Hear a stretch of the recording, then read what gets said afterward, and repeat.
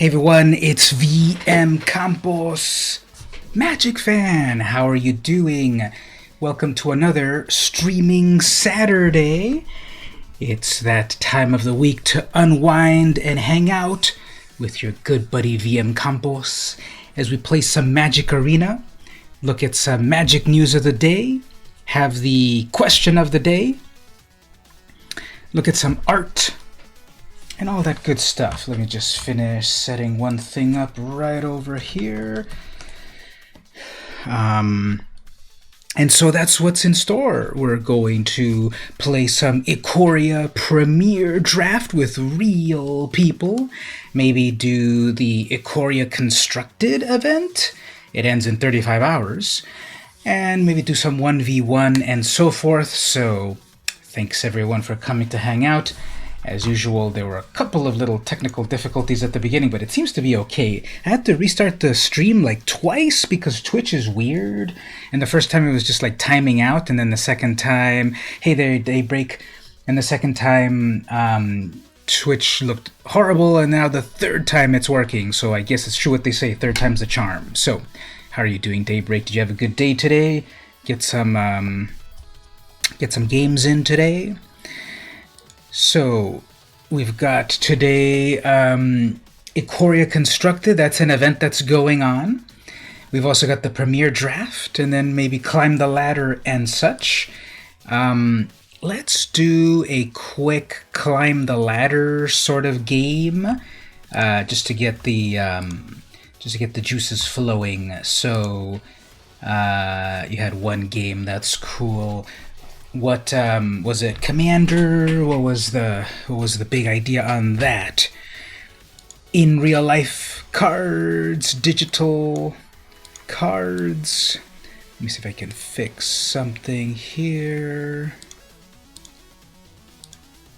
I think we're good there. Okay, so the season just ended, and so everyone's rankings went back to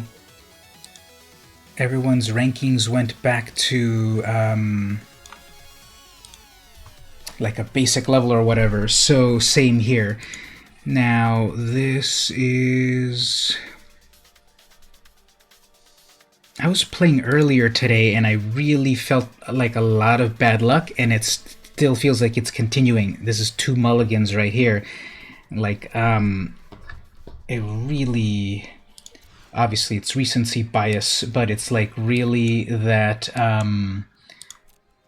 I've been playing enough that I've been seeing that it's kind of weird today. The algorithm is weird. As you saw there, I had to mulligan twice, but let's see what we can get going on here. So this is, I was at I was at gold 4. After I got to gold, I kind of stopped really trying to climb too much. It was a lot of a grind, so I instead, when I got to gold, I just started to play a lot of jank decks, and never got out of gold 4, so really it is a lot tougher to proceed nowadays than before. And so after the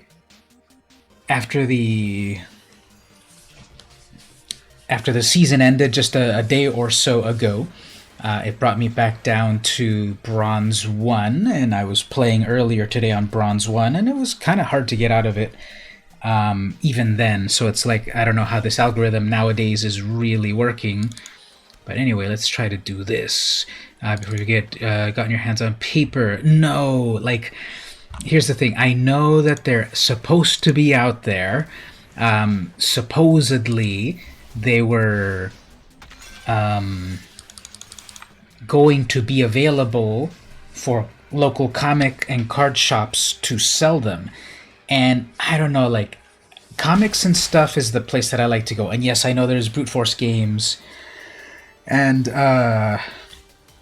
Villainous Slayer, whatever. I know there's a lot of TC's Rockets. I know there's a lot of card shops.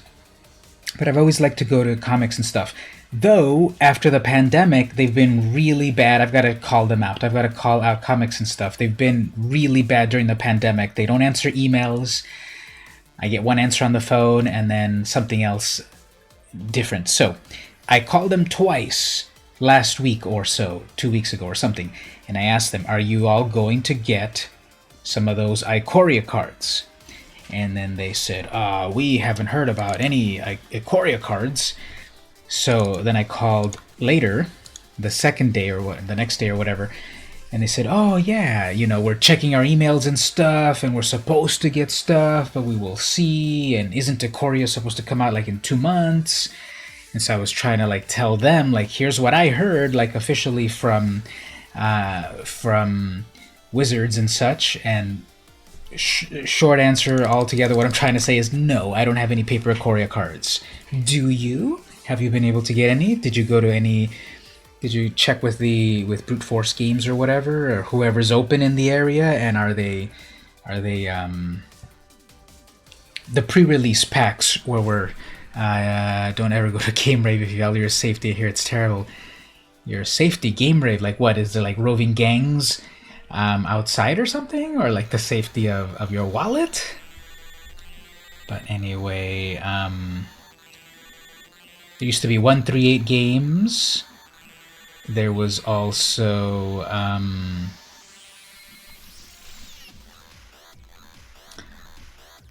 Game Zone is there, and those are the ones in Lemon Grove. And then there's comics and stuff, but all of the comics and stuff sold Magic stuff, but the only place where you can play Magic was, look at this big brain play that this person takes 10 minutes to do.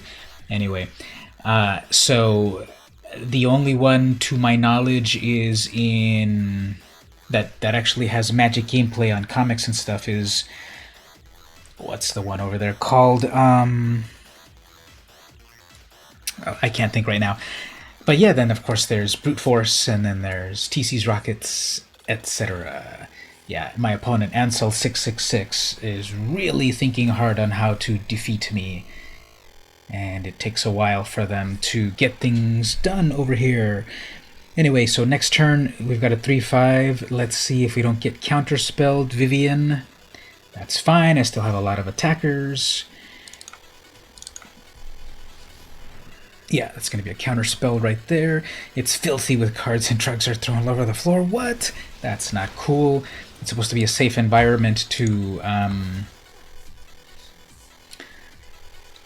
play Magic. So yep, I'm not sure if I've heard of that card shop before, but knowing that, I hope they get their act together and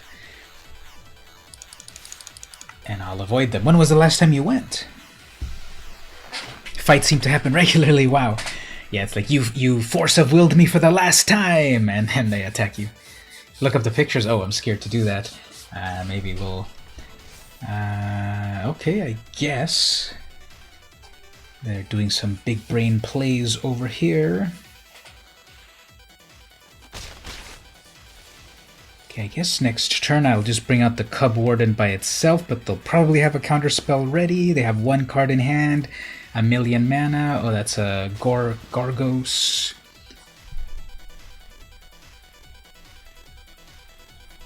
Okay, so still probably be okay. I guess Cub Warden will be the best thing to do here, because then with that mutation cost, I'll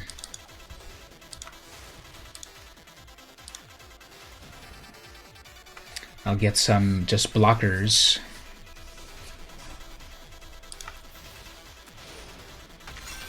Have more blockers. Kahira comes back.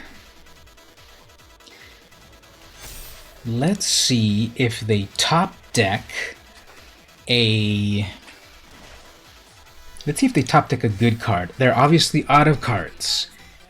And let's see if they top deck. Let's see, someone on a podcast, my podcast was saying something that got me paranoid, that hacking the system, because okay, here's what we have right here. They're completely tapped out, they have no cards in hand, they have a creature, that works great when you target it. There have been no, well, I guess there's been one card that they've had so far, Giant Growth. I guess applied Biomancy. There have been statistically very few cards that will make their Gargos amazing. Let's see if they don't top deck their Aura card and then their creature fights one of mine. Let's see. What did they top deck? Let's see. Did they hack the system or did they just have amazing luck? Nope, they're gonna Faucet Reader. Okay, that's good. Instead, they're gonna throw away some card. You looked at the pictures and had spoken to those who've been there. Game rave. Well, when you're raving, stark raving mad. Okay, Caryatid, just a big old 8/7, which I can hold off with one of my cats. I guess we'll just go for the shock and awe of 2 4/4s. I guess 2 4/4s and 2 2/2s.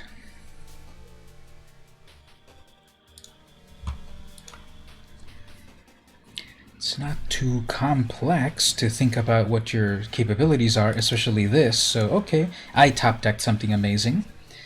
Fine, they're going to hit my 3/2, I suppose. I guess the better thing to attack with is the 4/6. Because it does kill the 2 creatures that got mutated into, but one of them was just a cub. And then they're going to double cast that. See, this is what...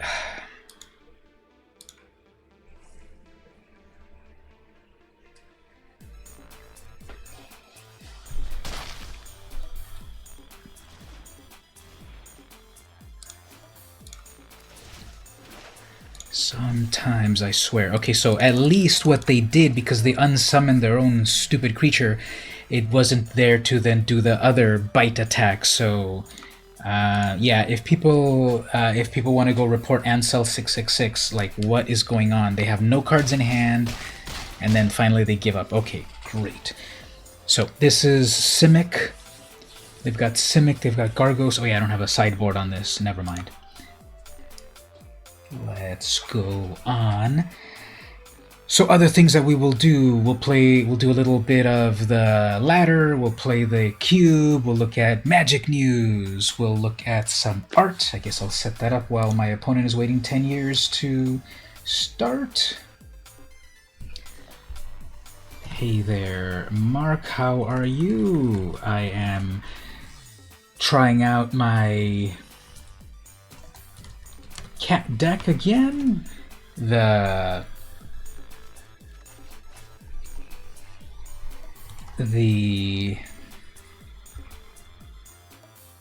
season just ended, and so everyone got busted down back to their starting again, and that means we've all got to climb again, and I'm playing against an opponent that is very slow, so that's always fun. But we've got Kaheera, the Orphan Guard, see, like, exactly what I'm saying here, and their big top end was Gargos, or what was that one? What was that one Hydra that they did shenanigans with, although they misplayed, where they unsummoned their Hydra, so they weren't able to actually do... They most likely have an unsummon right there, if it's pausing for them. Getting a lot of removal, which I guess is good. I recently cleared the cache on all of my web browsers, so I'm forgetting how does my login work over here.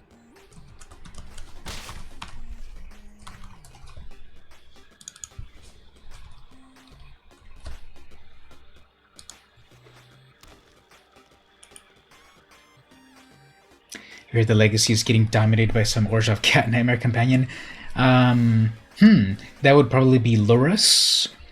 That one...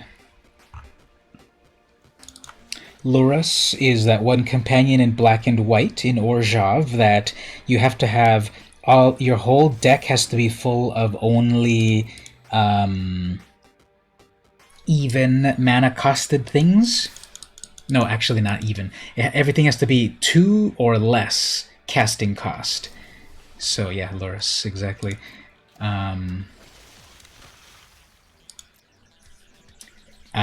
It's interesting that it is dominating everything, but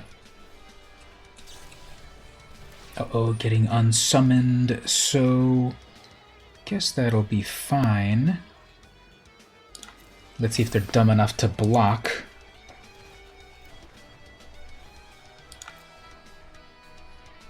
If they block that, that's way better. There we go. So we can Divine Arrow that. Whoops. Young Pyromancer keeps recurring. Oh, I bet, yeah. Not on that same level, but someone was recurring their Ajani's Pridemate over and over. So, uh-oh, they have a counter spell here. So, or maybe what's a 4-mana creature? They probably have like a Nightpack Ambusher or that one Frilled Mystic. So let's see. I guess we'll play it safe. Okay, they've got the Brineborn. Do they have another counter spell or something? Unexplained disappearance. Fine, okay. Gonna do another big one. They're gonna want to hit my little cat, but I guess another Divine Arrow will get that done. Or I suppose I can just do the fight as one. That'll save me some mana. Now they're gonna say, actually, I won't do anything because I'm scared, which is fine. So we'll do that. Trying to say Drilled Mystic.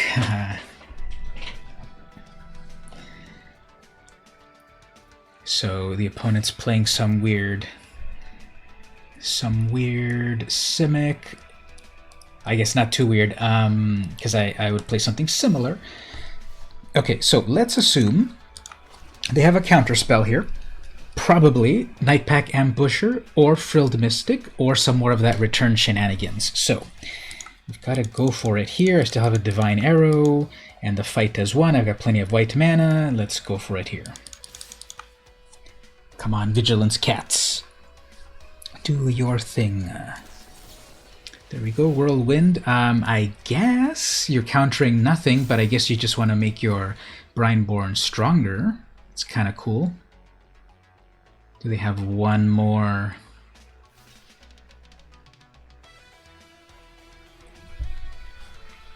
Okay, let's do it this way. Let's pump up that cat, and let's see, do they have the reaction to that? Guess they don't. I guess I can lose that. I guess I don't lose it. Never mind. Reading the card explains the card. That had indestructible 3/-1, beautiful, and then do the Cub Warden to bring 2 more cats. I have to say, I love the Cats of Magic, but I don't like this cat here. It looks way too weird for me. What does everyone think there? Okay, so like it's cute from the eyes down. Not really. Even its face is weird. It's cute from the. It's not cute at all. The tail is cute. But everything else, like I don't like those little horns, and the face looks a little too humanoid. It doesn't look stretched out enough like a cat's face. But yes, it's Ikoria, and everything's mutating. Yeah, the Ozolith is mutating everything. I just don't like that cat. From a scale of 1 to 10, I give it like a 2. Just I don't think that's an appetizing cat. Unfortunately, also the Cub Warden's pretty horrific. Yeah, it looks so chunky, but not in a cute way. This is like a 1 out of 5. My opponent lived their best life with a tiny Krasis. Okay, so let's get our stuff going on here. So my opponent so far has spent 18 minutes, and I've spent 24 minutes. This is what you call efficiency. Anyway, yeah, so the Cub Warden, I love what it does. Create 2 1/1s whenever it mutates. So it'll make a bunch of cats. But it's just not that cute looking.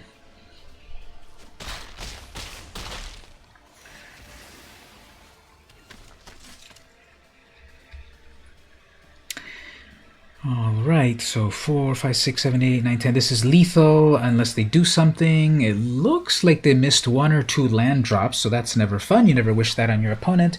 Spectral Sailor seems like they're kind of struggling there. Yeah, doesn't look like they've got too much going on. So from the top of the library, let's play some stuff there. Ooh, playing from the top of the library, just like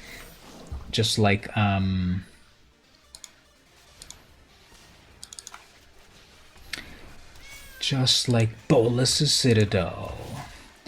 Now right here, yeah, my opponent's like, yeah, that's way too many cats, just finish me. So, okay, happy to do so. Let me pause right there. What's my freaking password for this?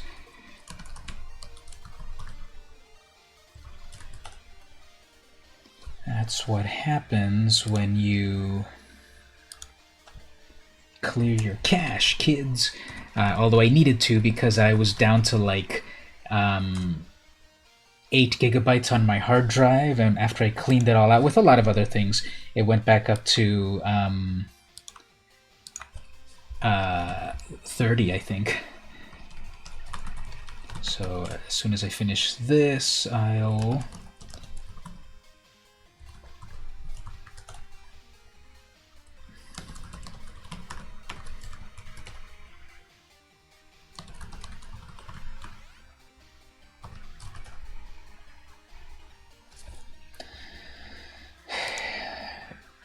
okay,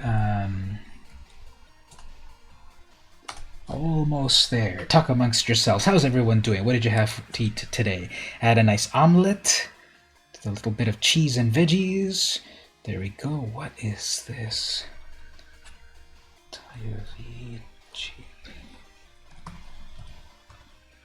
I guess after Yahoo got hacked so many times, they're definitely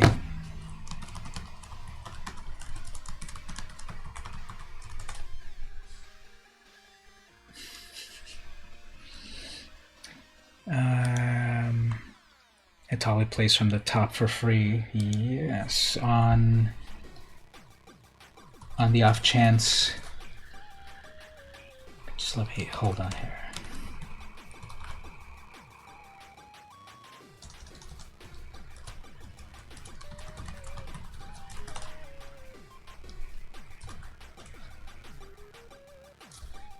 Okay, I doubt I'm going to memorize that, and for the moment,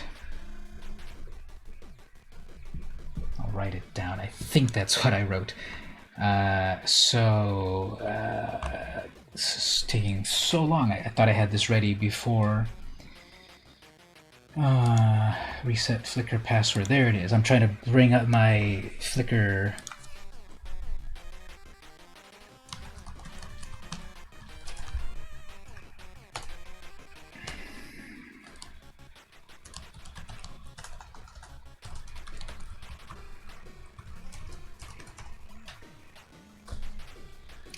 Okay, I think I've got that.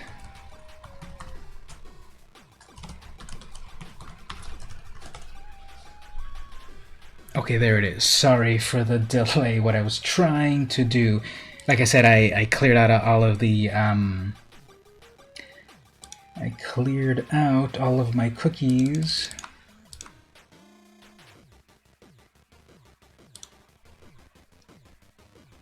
So that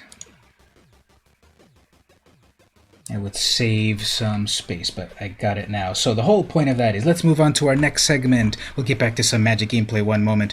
We'll look at our other segment over here. The other segment is the drawing of the day. So here's some of my recent drawings that I drew right here. Let's take a quick look at them. So I've been recapturing my youth. Mark, did you ever watch back in the day Tiny Toon Adventures? And Daybreak, have you ever watched Tiny Toon Adventures? So it was a show back in my youth from 1990, which, if I do my math, that was 30 years ago. So this was an amazing show. It was like the younger generation of Looney Tunes, and it was all the youngsters. It was Buster Bunny, Babs Bunny, Plucky Duck, Hampton Pig, Fifi LaFume, etc.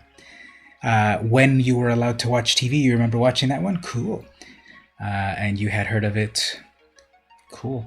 So, yeah, I've been rewatching it. I bought the DVDs like 5 years ago.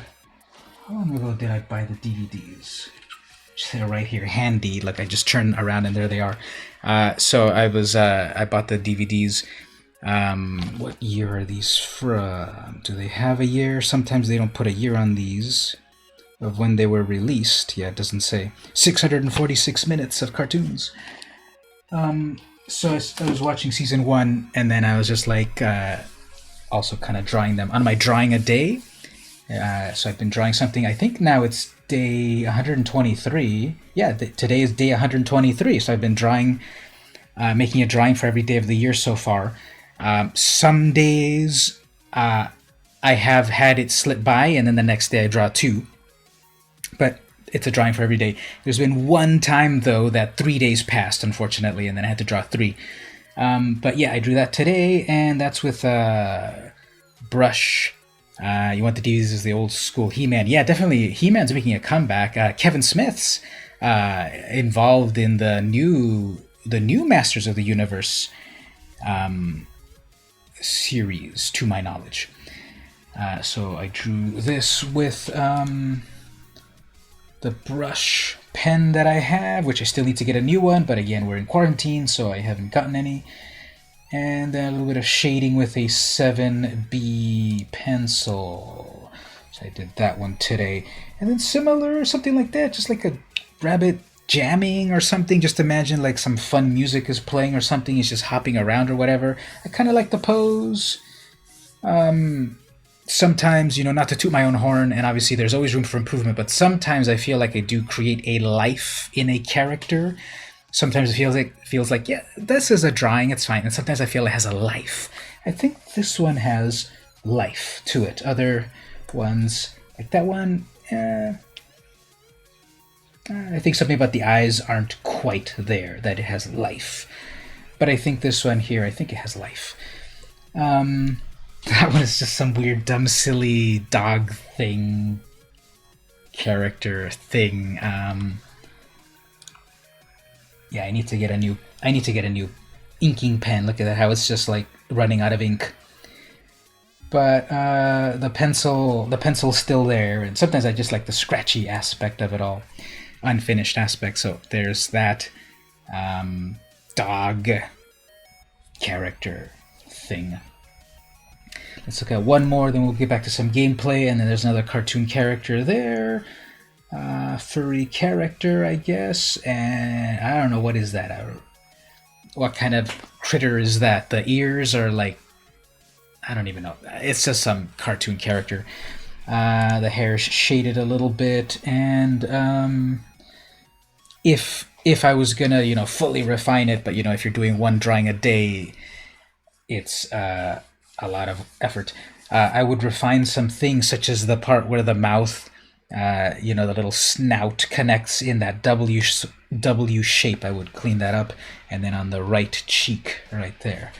And I think I like it overall. I like how the ears came out. Usually the ears are a little odd.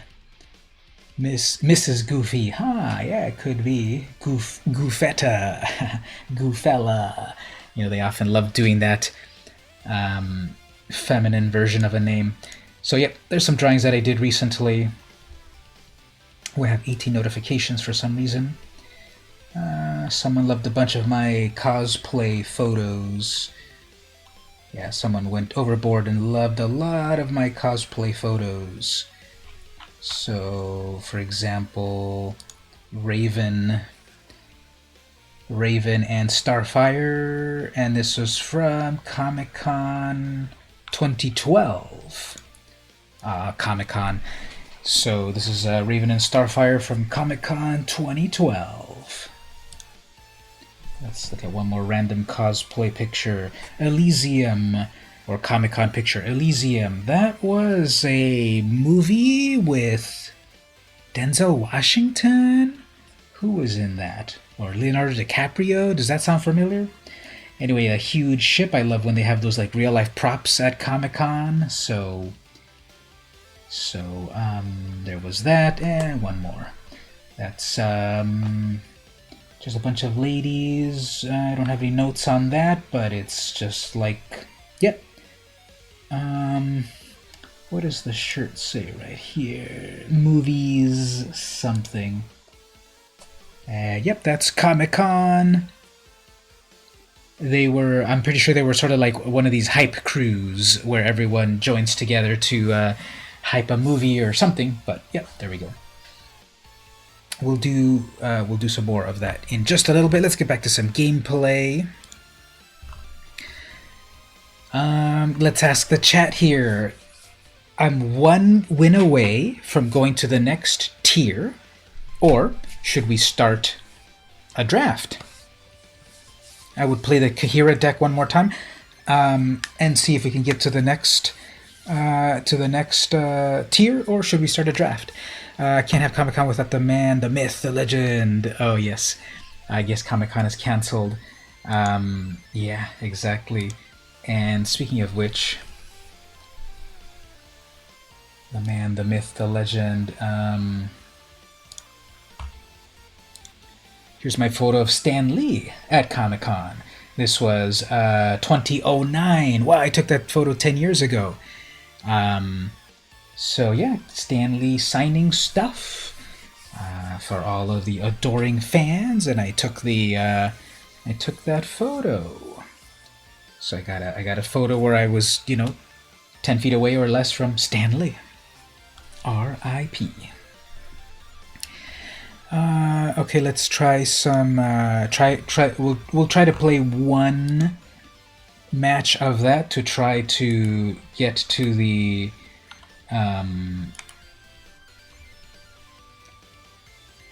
Yeah, that's. Yeah, it is totally right there. It is my account right there on Flickr, and that's Stan Lee. Yep. But let's try one game. Let's see how it goes to see if it gets us to the next tier, and then we'll get into the draft. Inspiring Unicorn. That's pretty cool. 4 mana though.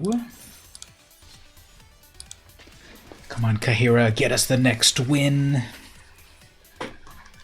Let's go to silver 3. I'd made it up to gold 4, but then after that I just started to play a lot of jank decks, and then it never progressed from that. Yeah, I didn't get a chance to talk to him or get anything signed, but I was there in his presence. So the opponent's playing Zirda, the Dawnmaker. And I'm going to get a slow hand over here. Okay, well, third turn I can get Kahira, then I've got Banishing Light in case they have something tricky. They have a 1 mana for something. They're going to cycle. Okay, so I'm getting close. I can do the Cub Warden very soon. Let's see if we don't get anything, if we don't get that torched.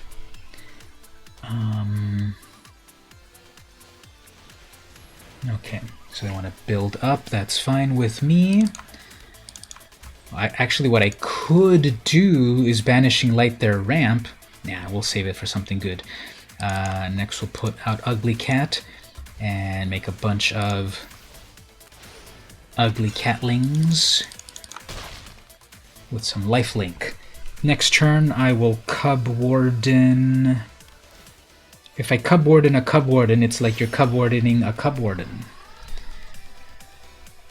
And after this, target creature can't block this turn. That's fine. Okay, Banishing Light on that. Sorry, not sorry.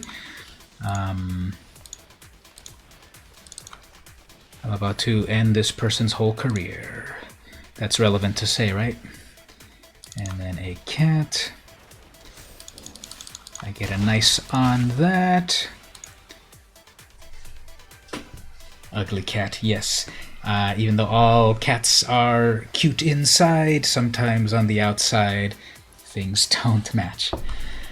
Uh-oh, what are we doing here? So they passed with no mana expenditure. Okay, I guess if I get counterspelled here, I'm... Oh, instead they'll be like... GG. Okay, so Zirda. Again, I don't have a sideboard on this. I should probably get a sideboard into this at some point.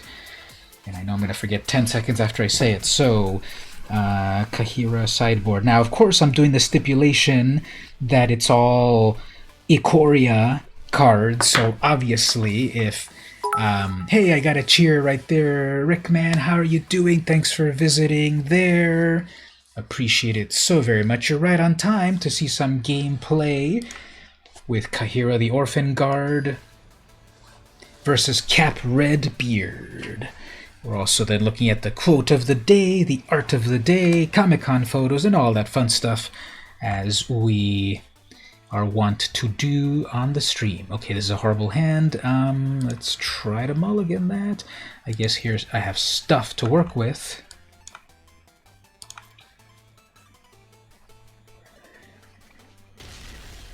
Alright, so turn 2 Serval, turn 3 Kaheera, turn 4 Liger, turn 5 Vivian. Ooh, they're going to do some cycling action on that. That's actually pretty good.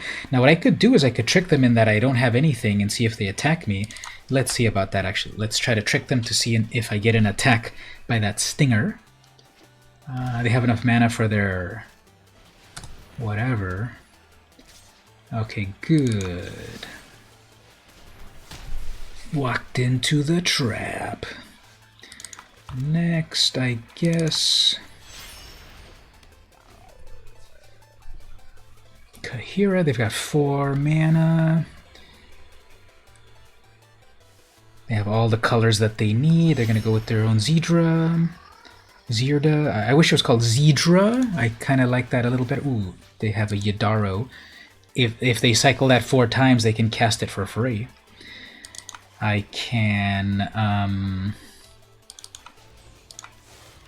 the Huntmaster's better to cycle upon other things, but... I mean, to mutate upon other things, but we'll go for it here. Plus Vigilance. Okay.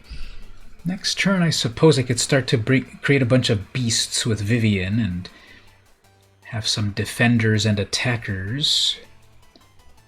And then mutate a Liger onto it. Uh-oh. What's going to happen here? Are they going to do one of those bite mythos? Okay.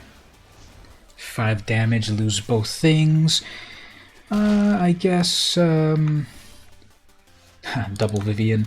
So, Vivian will protect herself? Probably. Unless they have another removal spell. Because it's only a 3/3, but then she... Vigilance will be good. So Vivian makes beasts, and when I've got Kaheera out, those beasts get bigger. And here we get a crystal. Didn't cycle it. They have one of those. That's good. Actually, that was a misplay. I think they should have.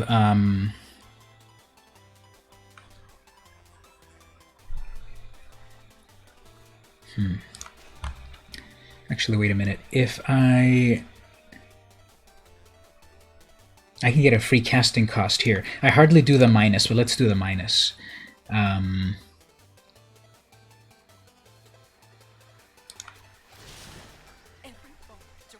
The minus is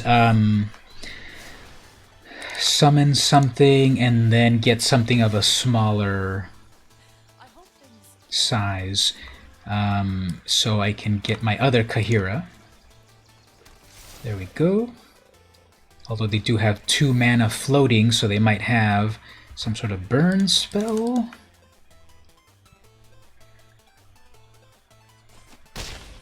Okay. They have Yadaro'd one time. This is the Godzilla. They don't have the alternate art Godzilla. Ah, man, ultimatum. Fine. It's amazing when it happens, and that gets them a bunch of cards. So that's a little bit troubling, but I need a white mana. I don't have any... All my Kaheeras are gone, so I don't really need to minus Vivian. Although what I could do is... Yeah, let's do this. There's the mana for it, right? Let's make a beast. And then let's bring out another Vivian. Do it again. So many beasts. And then do some attacks. They did refill their hand, though, so they probably have another Zerdra in hand, so that's bad. They've got a whole group of cards. That's very bad. They've got a lot of mana as well. Storm's Wrath, okay.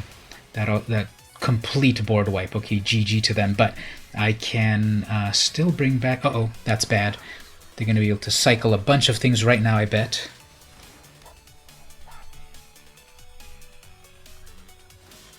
And I got one of those. Okay, well, if I can get my other white mana, I can start to get the Cub Warden online. But they're going to cycle that. That's going to start to get big. The tables have turned. That ultimatum is very good, as we can see here. It refilled their hand. It took out... Oh, they hard casted Yadaro, and that's got haste. So...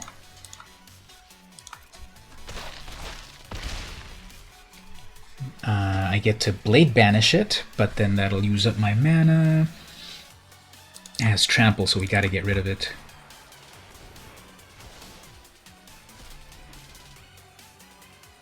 Now, they probably have more than one Yadaro in their deck, but at least that one got exiled.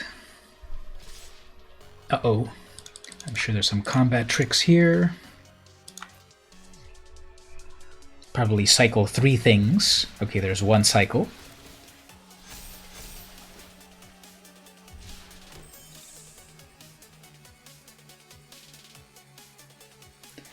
There's another cycle. Can I predict the algorithm, or can I predict the algorithm? And let's go on to the next game. This is a little too far gone. They have way too much advantage. So let's see on the third game how that goes. Didn't seem to sideboard, either because they have everything that they need or they don't have a sideboard, like me. Get to draw first, that's good. Horrible hand. Vaguely adequate hand. So, at least my things aren't... Yeah, obviously I'm not going to mulligan again because mulliganing never works. So let's just try to get this working.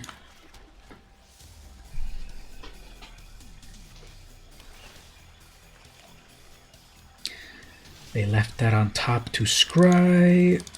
Missed a land drop. Let's see. Does it all end with just a mana screw? Ominous Seas. That's cool. If you get it on curve, that's good actually. I've played with that Ominous Seas and summoned 2 Krakens by cycling enough cards that it worked very well. I probably, though, need to banish it. I need to banish either that Fox or those Seas. I'm going to say that Fox, because that'll probably get out of hand. And see, they probably have a cycling card in hand right now. They niced me, okay. So it's like, would you rather take my Fox or my Seas? They didn't do anything with that red mana. I missed the land drop. There's the cycling. In theory, I have still another Banishing Light. They have a cycling on that. Okay, they're getting to that. And I missed another land drop. Okay, well...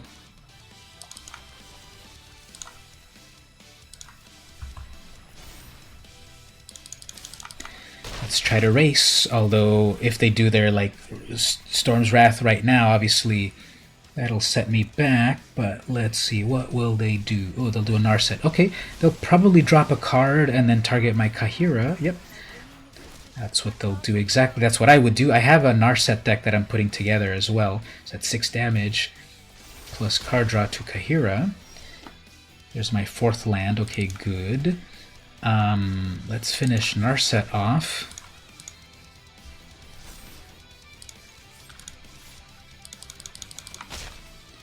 And now that cat, I was going to say, that wasn't a permanent plus. But anyway, they're probably gonna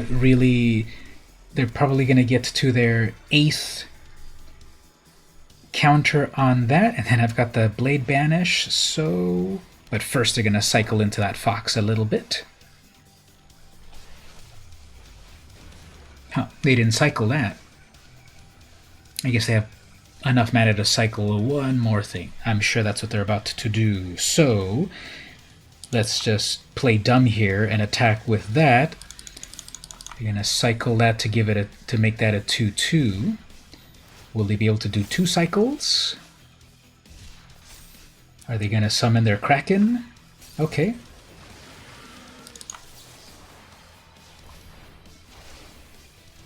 There we go. Got a nice on that. All right, well, that was similar to like when I was trying to get... Remember when I was trying to get that Kraken Saga on Theros? And then it got countered? They probably should have cycled that. And it got countered, so... Guess... Starting to whiff a little bit on my side. We have 1 card left. Yep, more whiffing. Although what I could do is... My Felidar lets me tap their stuff, so let's remember to do that.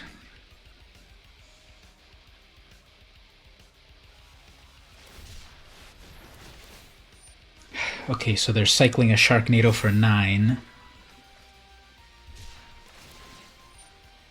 on my turn, so they get a 9/9 flyer, but I'll be able to tap it.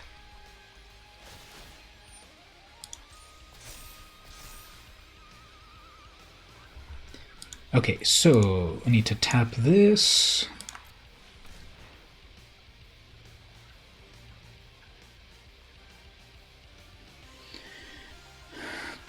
They probably won't attack with anything, but might as well tap that in case they cycle it.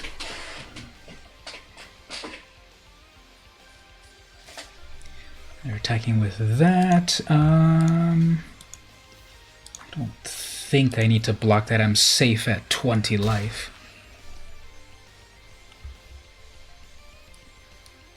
So they're all tapped out. Cycle another, okay. Yeah, totally whiffing. Okay, well, at least this is... At least these have vigilance. And I guess... Just have to play it safe here.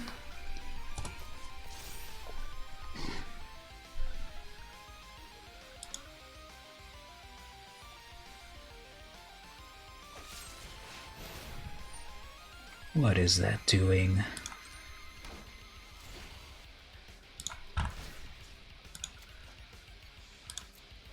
They have 1 card left in hand and they're out of mana, so this should be safe to block. Okay, let's tap all their stuff over here. They went back to 17 mana. Gonna declare attacks, then I can further tap.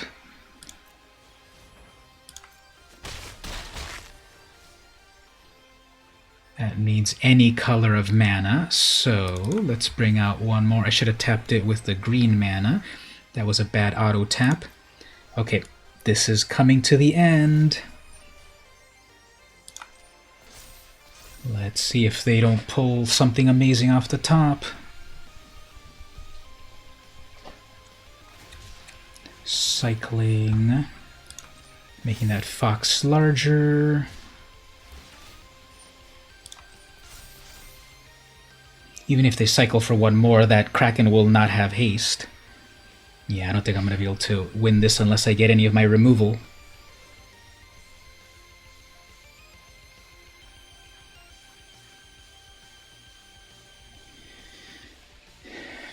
Okay.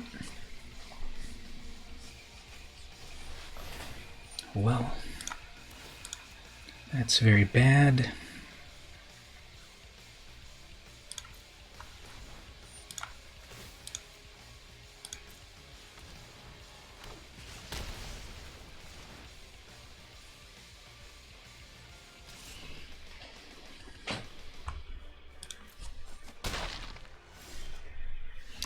Alright, well, you can't beat an opponent with no removals, so GG, Captain Redbeard.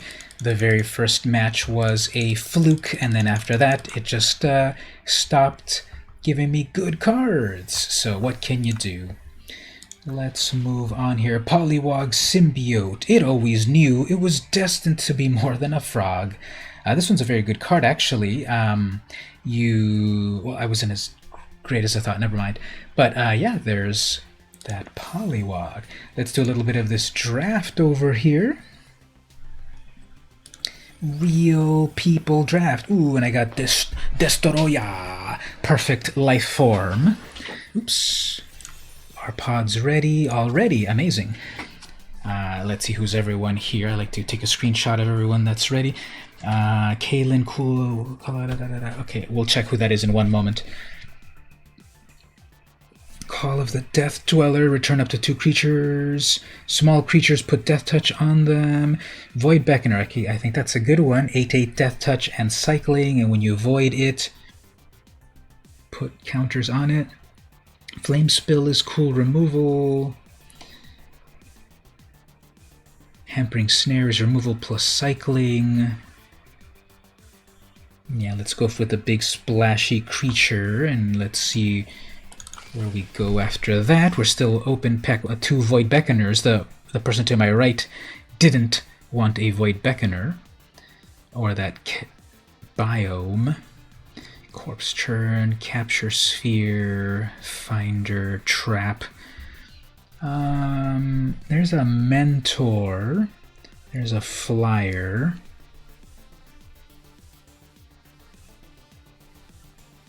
I guess from here, the Mentor, in terms of it'll be able to do cool stuff to other things.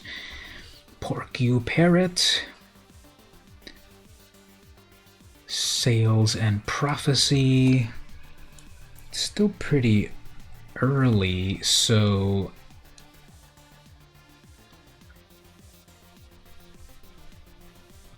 I'm not loving those mutate creatures.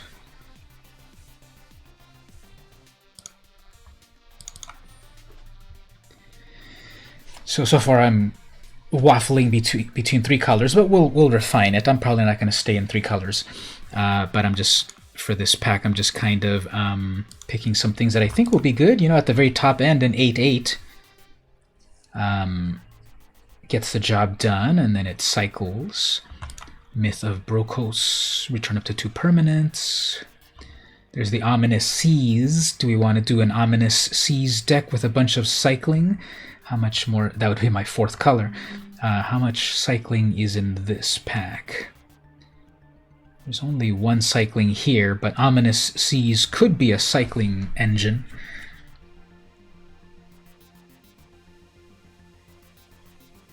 Hampering Snare. Yeah, let's grab that Ominous Seas for the moment and then hunker down. So far I got these 4 colors, which, no, I'm not going to be in 4 colors, but I'm just keeping my eyes open. So, like, anticipate, put one of them to your hand. Does that count as a card draw? Ominous Seas. Whenever you draw a card, that's not a card draw, so that wouldn't be helping. That's a draw card right there. If I have flyers, there's a big flyer at the top end.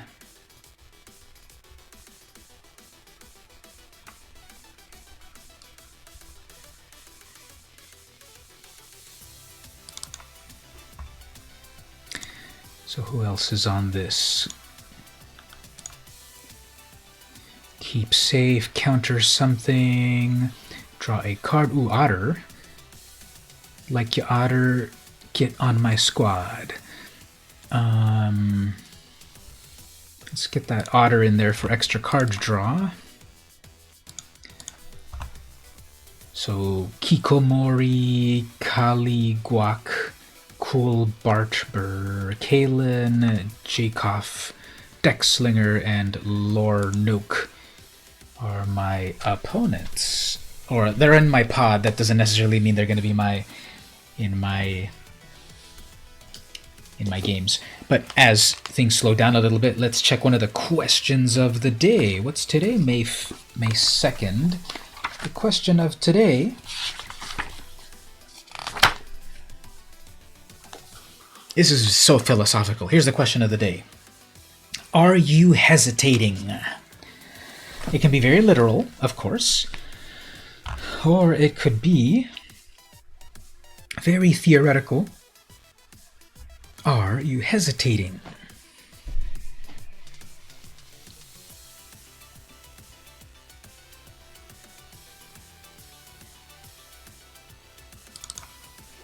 The question is, are you hesitating? Let's say in the literal sense, I am, because obviously drafting is one of the more complex to play Magic, and so I'm hesitating to confirm that I'm picking the best cards. In life, that's the more philosophical one. Okay, so there's a crystal to cycle for those ominous seas, and that isn't any of my colors, but what I've been seeing is that the and then that facet reader could help that. What I've been seeing is people saying that Ikoria is really interesting in terms of, depending on what kind of deck you're putting together, even cards that are not on your colors, because of the cycling, could be very useful. So I'm really trying to build around Ominous Seas, so that relies on a bunch of card draw. Fire Prophecy bolsters that. Thieving Otter as well. Indatha Crystal, it's got cycling, 2 mana card draw. Gust of Wind, card draw. Channel Force. So probably then I'm gonna be going with Izzet. By now I should really focus on that. So I'm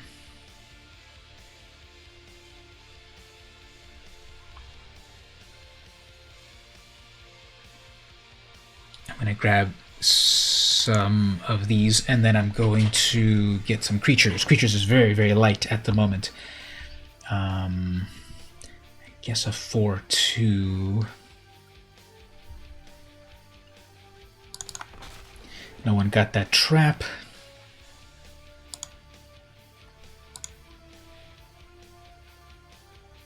This is currently pack 1, pick 10.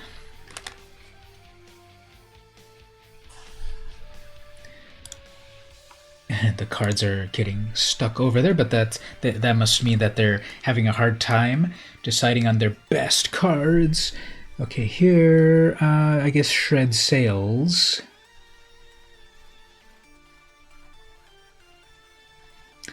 Yeah, that'll work. Shred Sails. It has utility in my deck.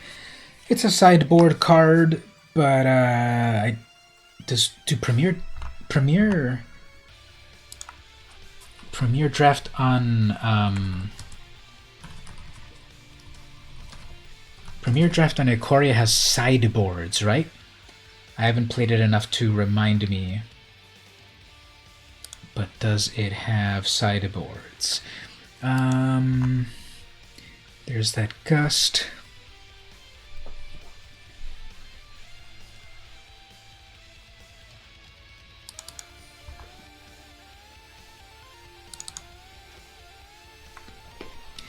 I'm checking over here. Do you want to win draft? First, take a look at mechanics. Sideboard.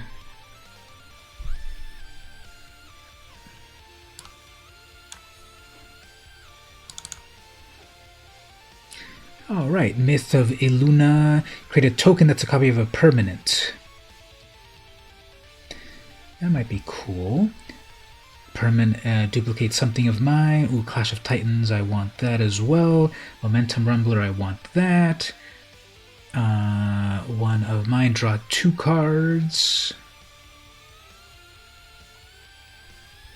Draw 2 cards, man. Yeah, let's say for what I'm trying to put together in this deck, drawing 2 cards will get me to that Kraken a lot faster. That was a common, but I think from what it does, it would have been snapped up.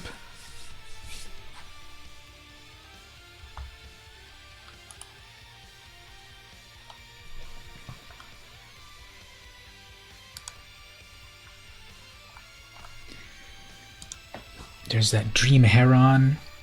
Flame Spill, actually, I want that. When I get that Dream Heron, it was taken previously.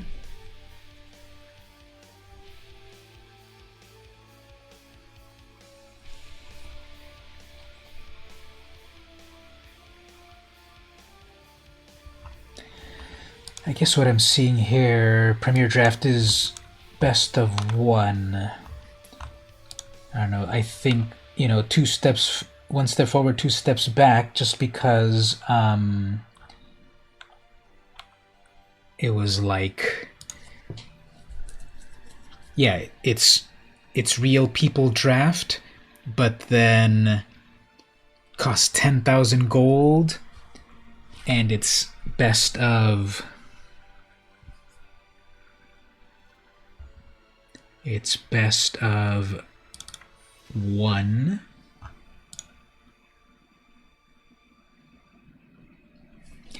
So obviously we want it all.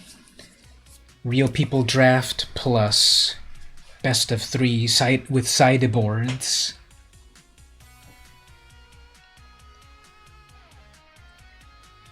And maybe we'll get that eventually.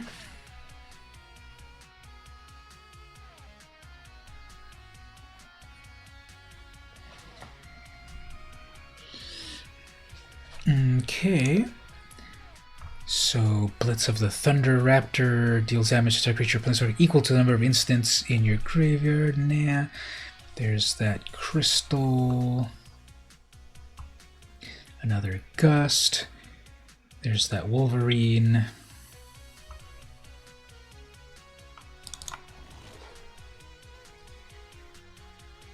Spell Eater Wolverine. The monster that scares you the most isn't the biggest, says Talia Lava Brink Pyromage.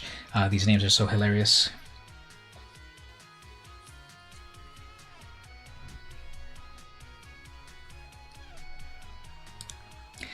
Who's hanging out at the moment there? We've got Booty Snacks, Glad, Heater, Jessica, and Palawa. Shout out to them in game at the moment.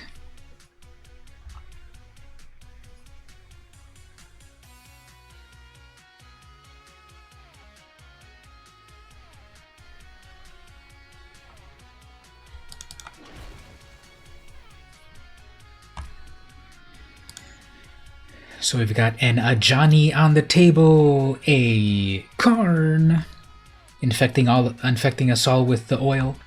Chandra. Let's see, Dolphin with a lot of red cards here that people skipped.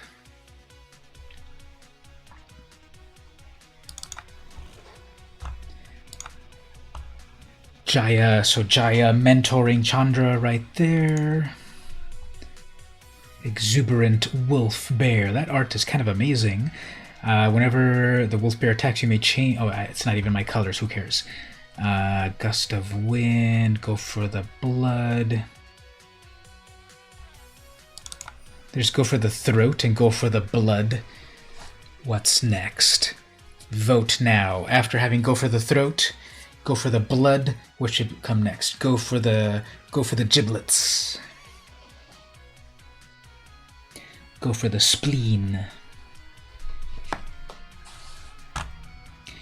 Alright, there's another snare. I guess I need more creatures, so that Tigorilla.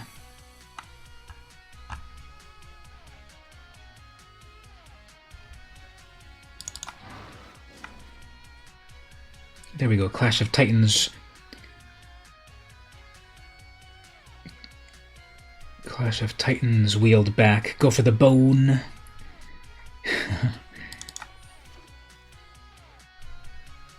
The almighty Brushwagg. That art is hilarious. Look at that.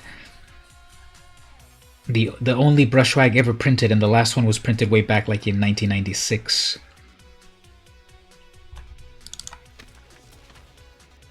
But this one's way better because it just gets so big.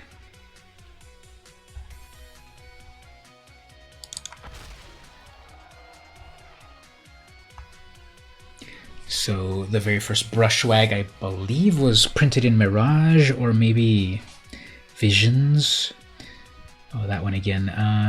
Oh, there's a card draw spell, so we'll take that. Ooh, everything's cycling over to me, so sure.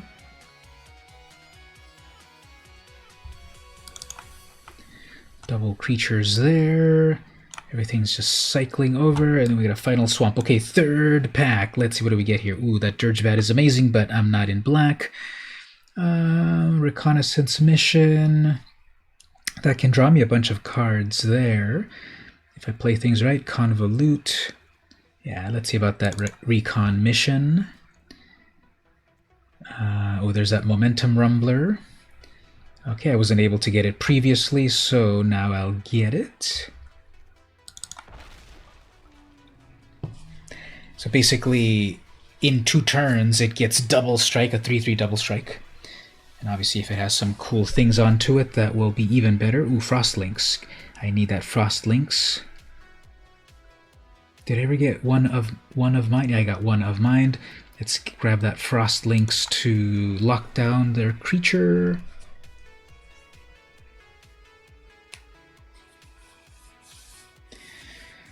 So playing Draft really is like so many dimensions of gameplay in terms of you have your very first few packs to decide, hey, I like this, I like that. But then there's always that FOMO about, am I picking the right cards? Do other people have better cards? And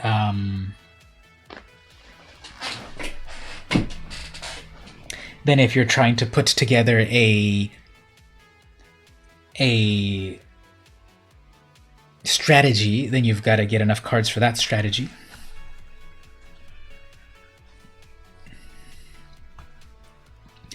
Weaponize the monsters. I think other people can do that a lot better.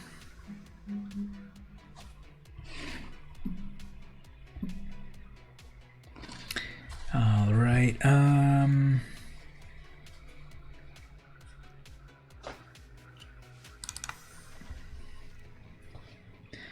Now my whole strategy resolves on getting that Ominous Seize out as soon as possible. Actually, a 5/5 with haste is not so bad either. But getting it out on curve turn 2 would be the best.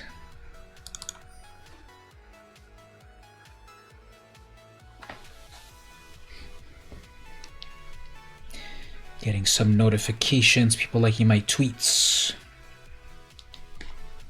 If y'all aren't following me on Twitter, you gotta go to twitter.com/vmcampos.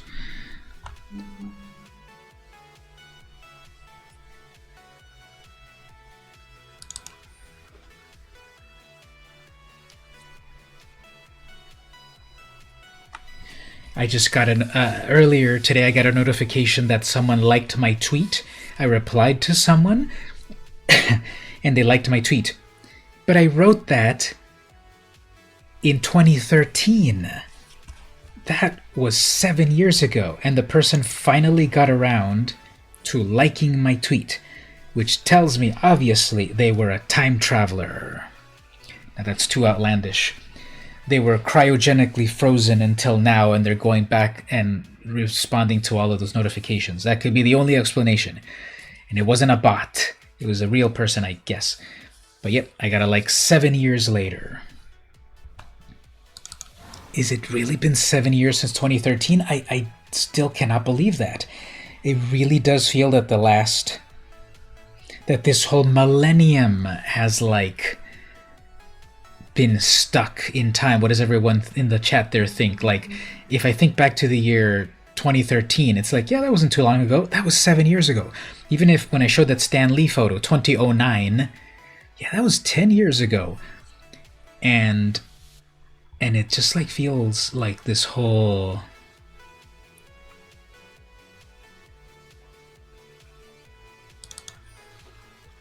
the whole 2020s, or the whole 2000s, they just don't feel like they've progressed. Like, you feel like, yeah, the 90s are this, the 80s are this, the 70s are this, the 60s are this. Like, what are the, maybe for like someone a little younger, Daybreak, what would you say? Like, what are the 2000s, from 2000 to 2010? Like, what is it? You know, is that what kind of question? But from 2000 to 2010 and 2010 to 2020, like, what is that? What does it feel like? Any thoughts? 7-year-old tweet finally getting a response. Yeah, and it's not a bot. It was a person. They were in Singapore, I believe, but you know, internet doesn't travel that slow. So who knows? Okay, let's see about crafting this deck. I have a lot of cards in my colors, and 13 creatures. So I'll probably keep all of the creatures. To that haste plus cycle, target creature fights another target creature, so that can be their own creature fighting their own creature. It's 5 mana though, double red, so that might be one to cut. Tigreal, yeah, I'm not going to cut any of the creatures yet. 4 mana to return something back to hand, 30 miles a month internet. Let's cut that for a moment. Recon mission.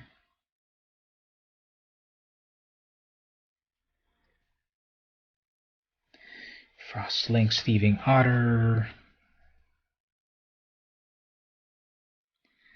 Raptor, Wolverine, 1 of Mind, 3 mana to draw 2 cards, Flames, Crystal, the Trap, I guess, not really, Snare, Seize, Development, Reunion, Prophecy, Friendship.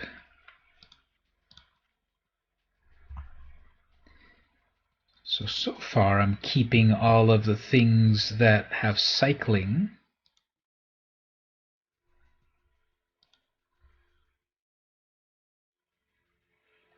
I need to get rid of about 5 cards. Felipe Al-Kayam is amazing. They just subscribed. Thank you so much for subscribing. Stick around and have some fun. Check your points on there. Remember, you can do exclamation point points without the space to check your points.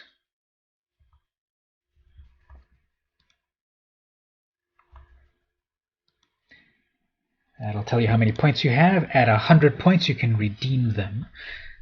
But let's try to figure this out. So, most likely I will not remove any creatures. There's only 13 of them. Here's some card drawing. Well, it's exclamation point, no space, and then points. It's just that I have to write it that way because if I write it myself, then it'll actually execute the command. So write it without the space in between the exclamation point and the word. Hampering Snare. Ominous Seize. Startling Fire. Go for the blood. I guess I'll do one of each of these. These will be plenty.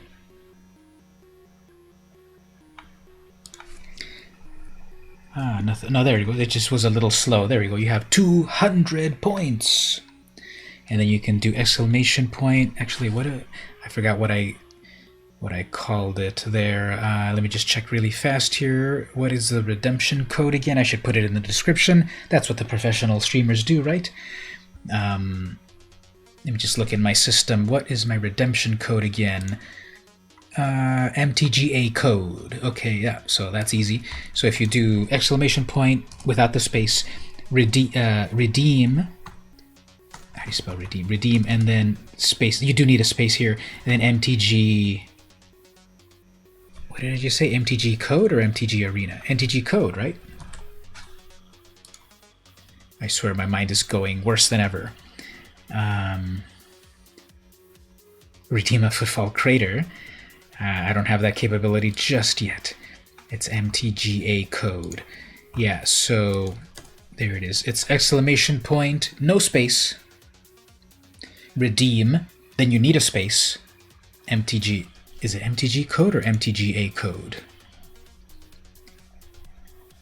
I should make this easier on myself. It's MTGA code. MTGA code is the redemption code.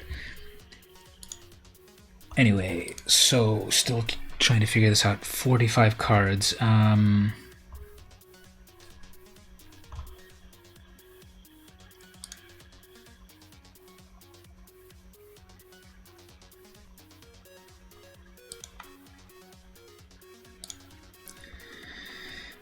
Okay, so the snare...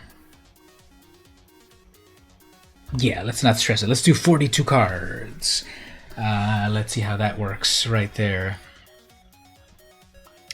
He doesn't play anymore. He's always on Warframe. Yeah, there's just so much stuff to hang out and do that people forget about stuff.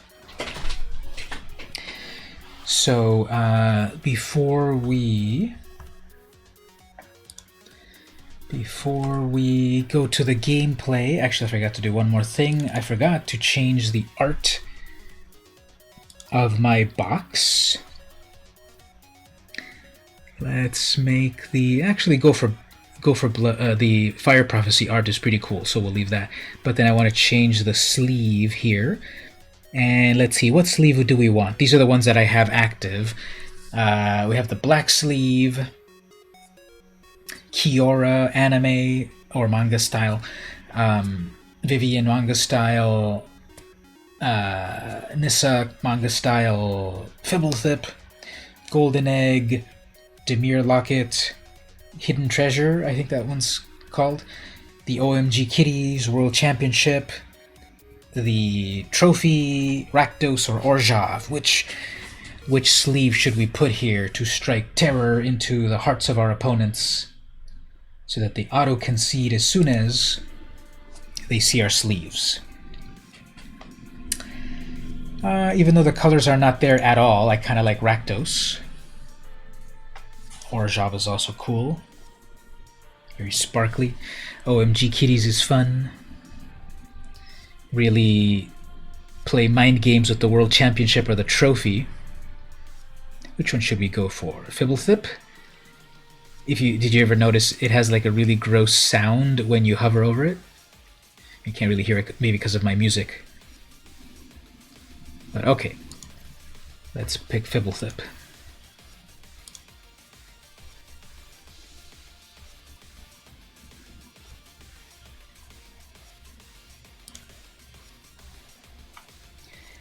And then...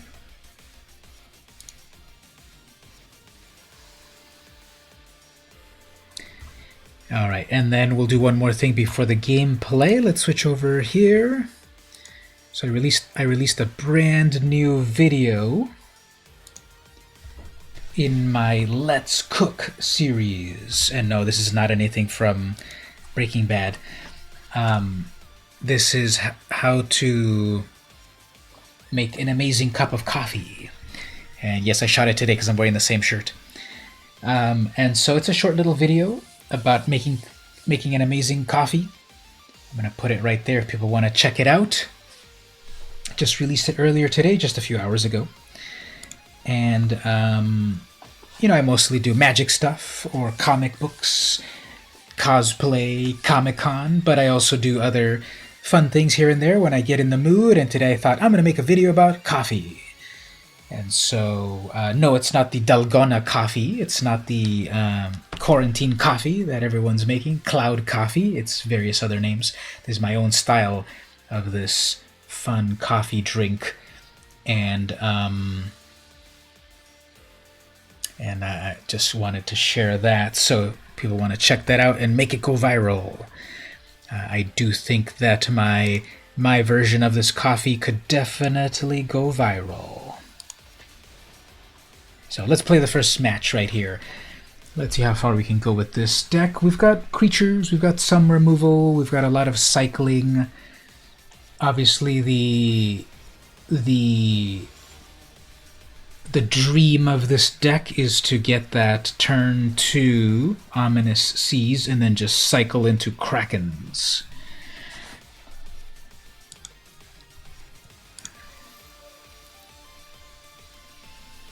My opponent went with the Explosion Sounds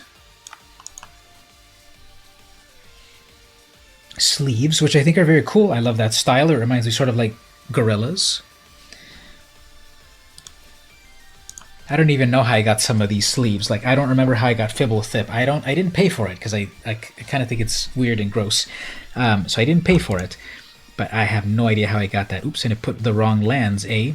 I want my amazing unsanctioned lands. Okay, so turn 2 Fire Prophecy, that'll work. Cycle of Claws. That Wolverine can get good as long as I get my 3rd land. This will probably work. So as long as I get my 3rd land, I'm in business. But I guess with the...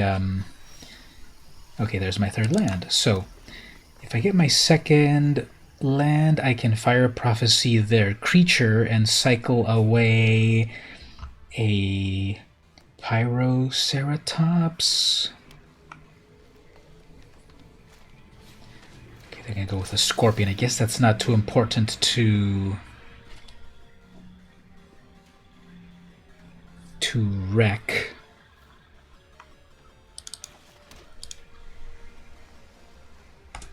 I have 2 things that I could cycle. There's that Serpent.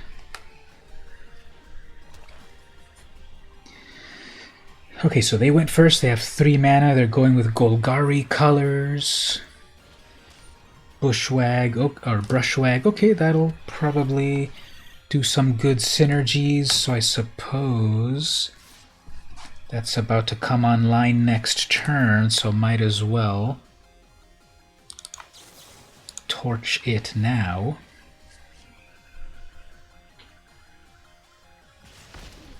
And then cycle that Serpent, another land. Okay. It is pausing for them on something, but that could be a cycling land. Let's see if this Wolverine can do stuff. This gets a double strike if there's 3 or more instants.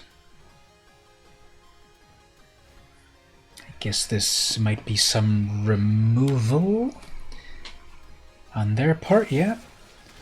Okay. Next turn, I have a Tigorilla at a 4/3.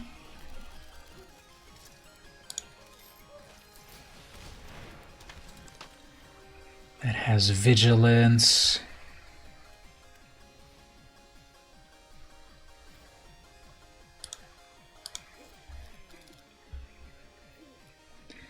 The opponent is contemplating their plots.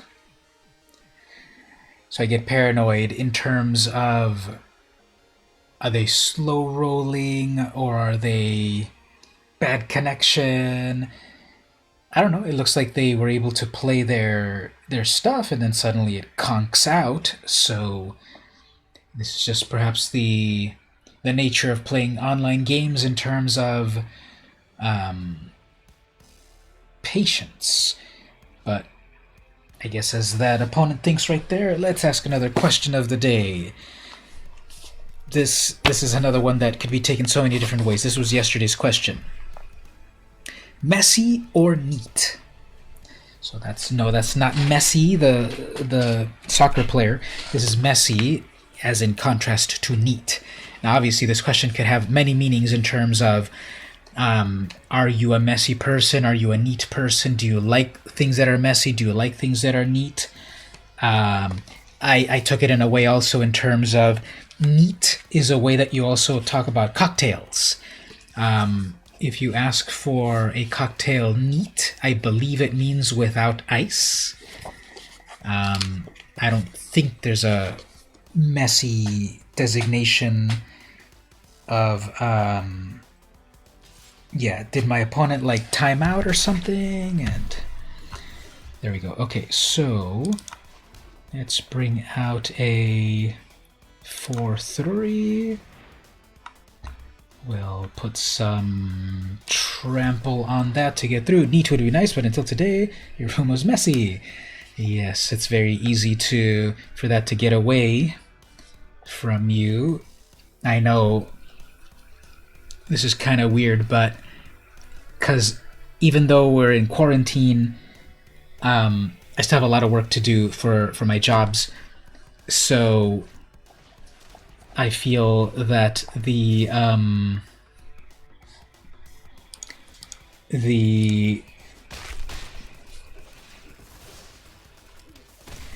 actually, just let me think a moment here before oh, there's that finally. But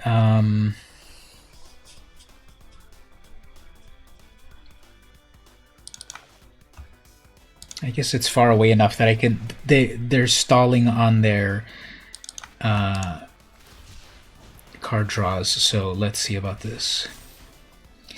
You drink enough and it gets messy. Yeah. Okay, so they're also going with white mana. Well, they've got their 4 lands. They were falling behind a little bit. My Raking Claws gives something double strike. Yeah, this opponent, like, what are they doing?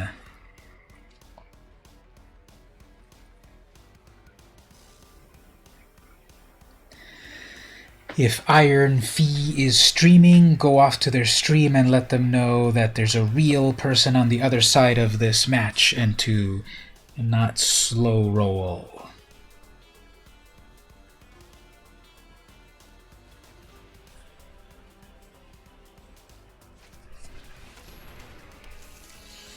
Alright, so you cannot mutate onto a human.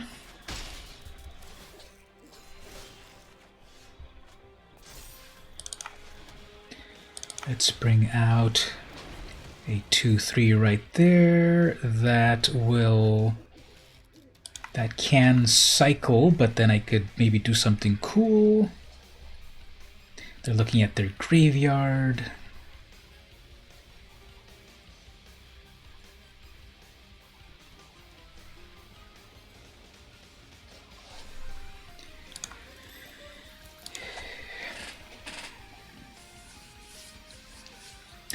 So what was the last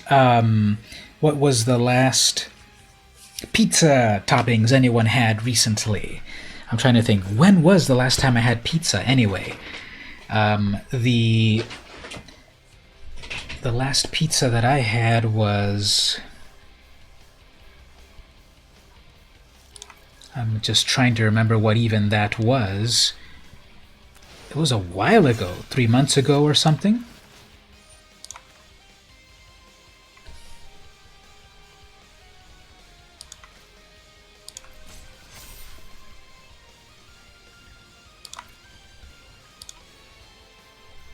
Okay, let's see. Well, that's a 6/6, so never mind. And it has Menace. Might as well start to power this up right here.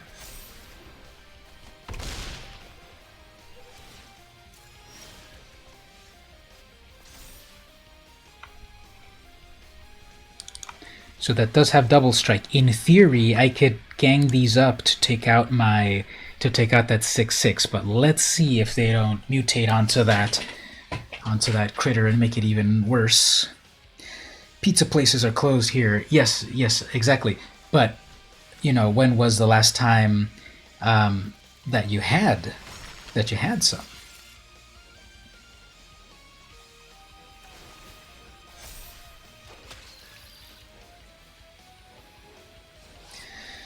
Alright, let's move on to the next one. This opponent is just taking 20 years, and they've already built things up way too much. So, let's try the next person here. Can't stand slow play, especially when they have every single card that they need. So, let's move on to the next game. But anyway, I'm trying to think about way before the social distancing. You know what? Actually, speaking of your prime minister, I keep reading a lot of articles praising her that she has done a great job of keeping the pandemic contained in New Zealand. So props to Jacinda and I've read several articles already so far saying they're handling it right compared to other places, like here maybe. So third turn, I suppose a raptor.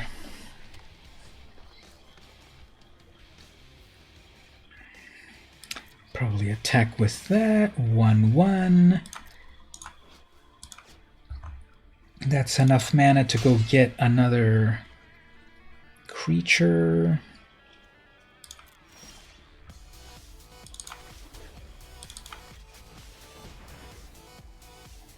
Yeah, only 5 die exactly, so I do remember, you know, a month ago or whatever when you had said, yeah, not sure if I'll be coming back very recently to the streams, and it's like, yeah, this is scary times, but if we believe in the science and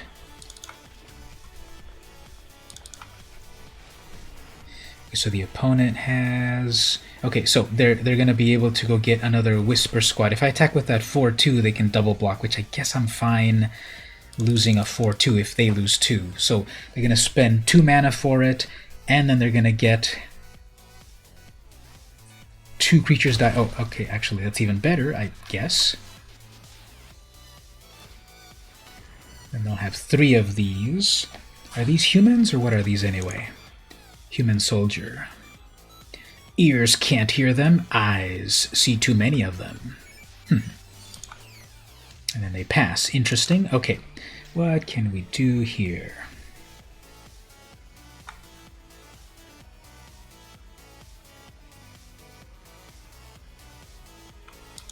Maybe just build up a board. They might forget that... Let's try this. I guess not. Okay, they might forget that my creature's about to... Well, no, I guess they just read it. So my creature gets gets first strike, so even if they triple block that...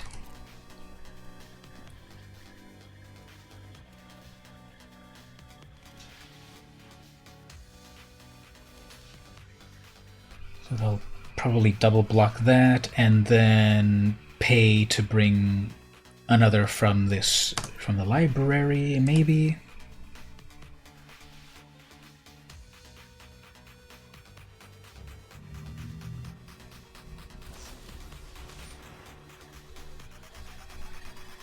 Okay.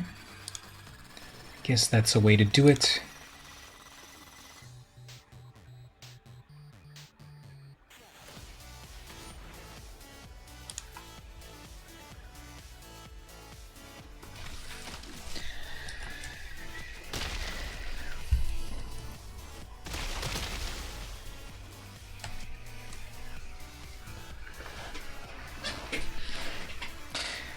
So that video that I made earlier about coffee, that was kind of fun. I went to the kitchen. I set myself up with the with my light right here, and then the tripod, and put together.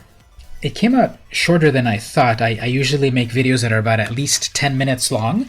This one ended up being only How long was this? Oh, 3 minutes and 38 seconds.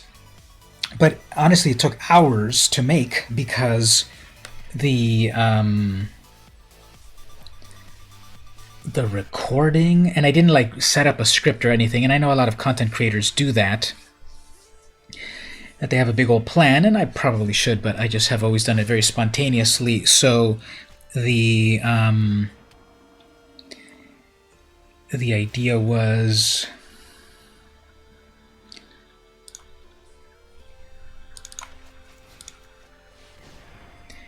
I had to record various aspects of the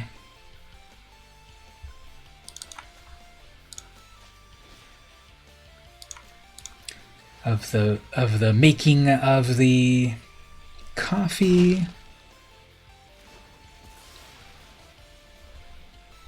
Let's see, do they have one more combat trick to take out my weakened? It has menace anyway, never mind.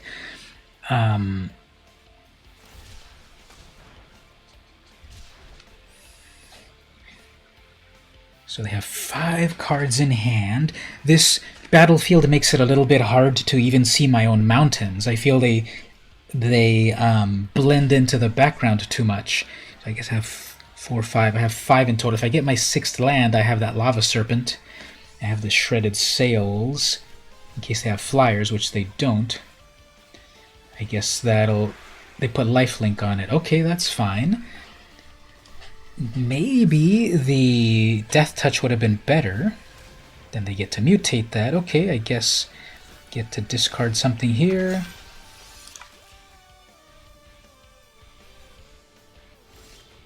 There's my 6th land. Okay, let's go for this.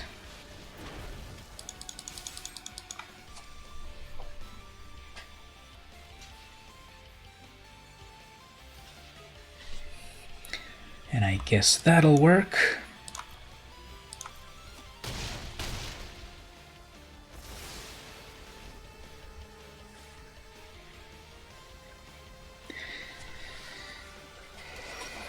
And then they're out. Okay. I guess they're just waiting to top deck. So let's see how that goes.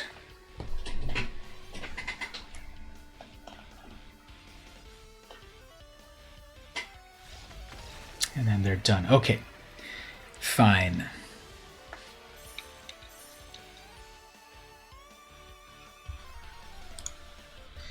All right, let's change gears for a moment. Let's go look at some Magic news. Here's some of the latest news in the world of Magic from Hipsters of the Coast. Ryan Pancoast's Kahira original art sells for $8,000. So the latest deck that I'm playing, the original art of this, on Sunday the 19th, they sold. A few days later, the color study was sold for $650. Oh, interesting. So, like the other version of the... Does it have a picture? There's the color study. So, this is like the general colorization of it to see how it would look finished, which I don't really see it. That color style is following it a lot, but I guess they did more for the tones. But there's the artist right there. It's an 18 by 24 canvas, real material. Let's see how we can look at it here on Arena. Do we get much detail if we look at it over here?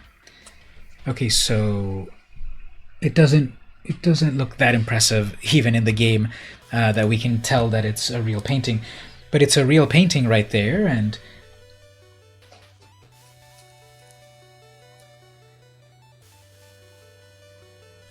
it was oil on stretched canvas.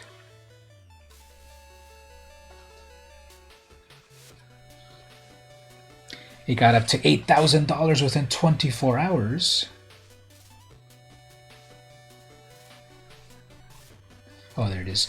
And then there's the color study just to get a sense of the other things on the field. Oh, what's this? He also created a maquette for it. Wow. That's a lot of dedication there. He created a little clay. He created a little clay thing for it, and even created the little creatures. Like, that's what you want to sell for $8,000, not the painting, especially that. Shared an extra special story. Some elements were added by his 2 children. So I guess right there his child was playing on it, and then they added some impasto effect to it. And there's a bunch of baby animals in it. Nigel the Nightmare. So these are all of the names. Carol, Felix, Chester, Dennis, and Boris. And they started to become cute versions.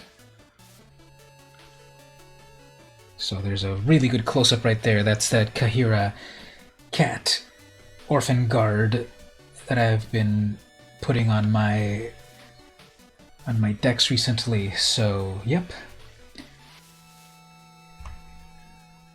We'll look at one more news item and then we'll go on. So what does everyone think about that? Would you ever buy original magic art if it was affordable? Well, let's say you had the money then for it. We'll ask both ways there. If you had the money for it, would you buy any original magic art? Or is it more valuable to you to have the actual playable cards? And then conversely, if you don't have the money for it, would you... What I mean is, if for an expensive one, would you get an affordable one?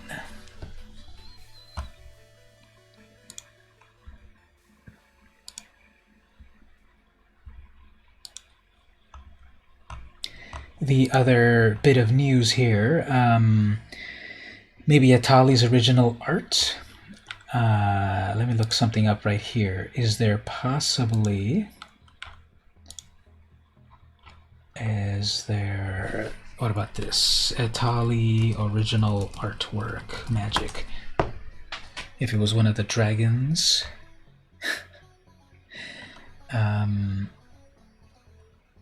Mono red Atali is too oppressive in Commander. Whoops, that's not what we want to see. We want to see some positive stuff. Here's someone complaining, I swear I played as fast as I could, 7 combats between 2 turns and having to wait for opponent's pass. Okay, we're not getting the answer that I was looking for, so let's move on. Atali causes a lot of strong feelings in Commander, as we all know. So, let's see... Here's one more bit of news, and then we'll go back to the game. Cube drafting will arrive on Arena on June 21st. So we got a little touch of Cube sealed with real people last month, I guess. And now the next thing that they're going to add here is Cube drafting. So similar to this drafting that I'm doing here, but this time with their cube. So that wacky cube of wacky cards, and maybe they'll even throw in like Black Lotus in there. That's coming to Arena with real people. Let's see. They revealed it's coming on June 21st.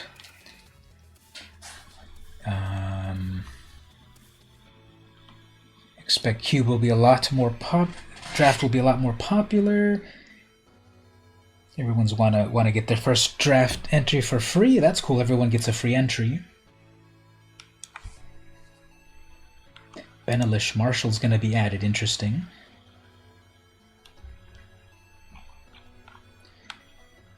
So yep, that's the next news right there.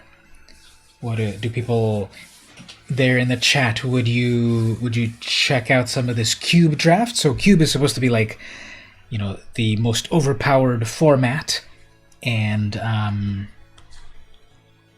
to be able to draft it and make some amazing cool stuff, that's the next level. Let's get back to the game and see if we can get this deck to do more cool stuff. It has things that it can do, but the first opponent, they were drawing everything amazingly. The second opponent, it's a win, but the second opponent was having their own troubles, so let's see here. So I got the Fire Prophecy, the Rumbler, I go first. Okay, this will work. I guess I'll cycle that development.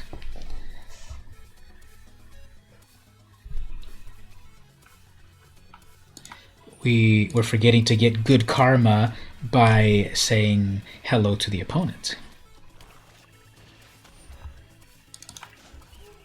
Okay, so they're playing a turn 1 play that will mutate very strongly. So, gotta torch that right away. Get rid of anything.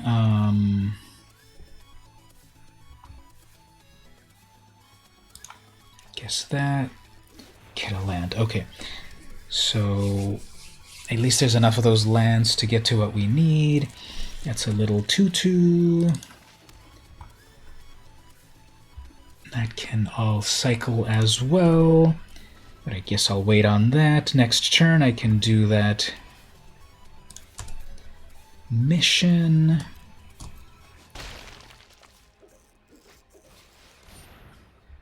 Okay, odd or even. They haven't chosen what... I mean, they haven't seen what I have. They chose even.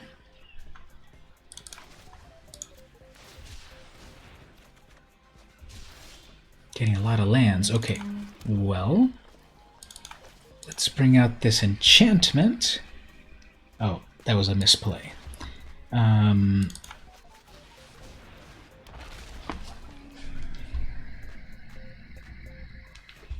But anyway, so they probably have that Cruel Ultimate Act, whatever it's called.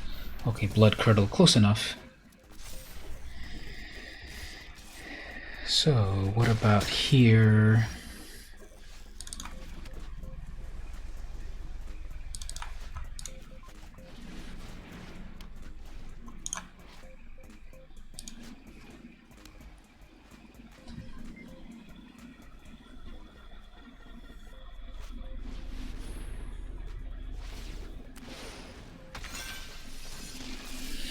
Okay, I think this opponent's got very good synergy, and I'm already at 7, so I don't think we're gonna... this one's gonna work out.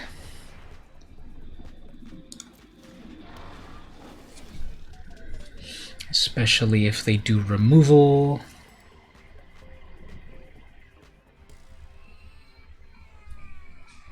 They're gonna mutate that, then that's gonna become a something 1.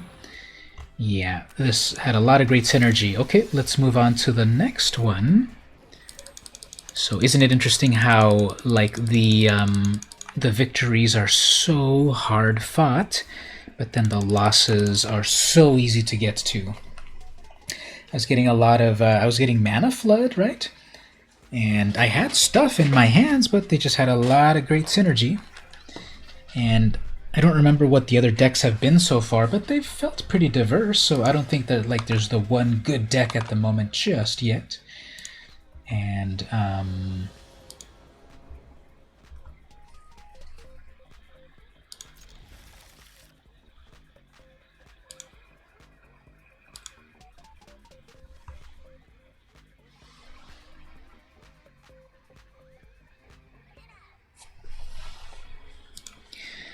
okay, so hey Ashley, how are you doing? It has been a while, definitely. And we're right in the middle of some Premier Draft. So I've gone with an Izzet build. Yes, it is Izzet. And have not been having very good luck. Been getting, I think mostly in terms of like mana inefficiencies. Either flooding or not. But let's see if we can get some action going on this time.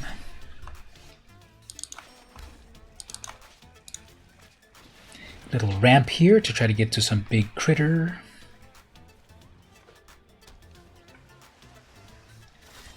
Opponent passes, very mysterious. Let's see if this counterspell, that's not a counterspell. Okay, good.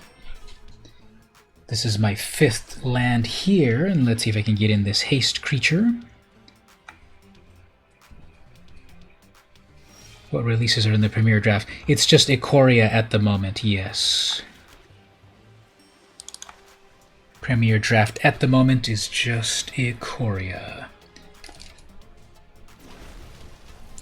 So I think they have some removal because it keeps pausing for them. They might have some cycling. But anyway, that's a 5/5 and that's a 2/3. Yep, there's some removal.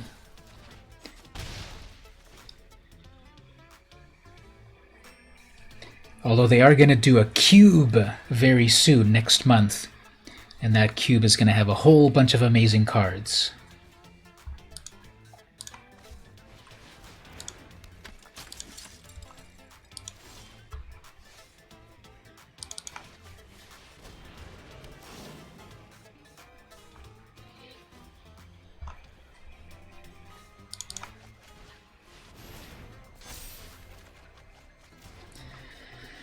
So some cube is coming next month. They had the sealed cube last month, and that was pretty cool, playing with a bunch of different overpowered cards.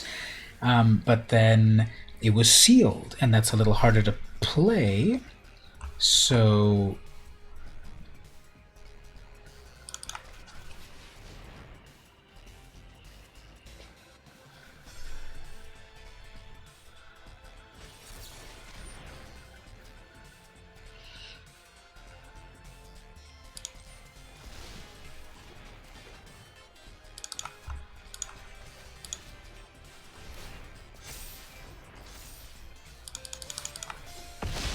So the art on that looks a little weird. It was a red plus blue creature for a moment.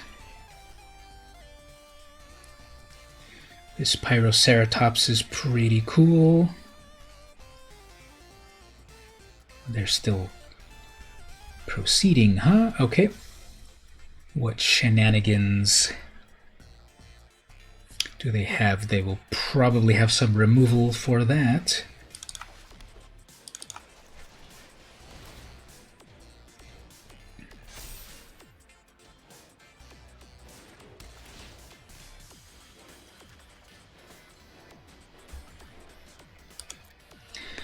Let's see what we get here.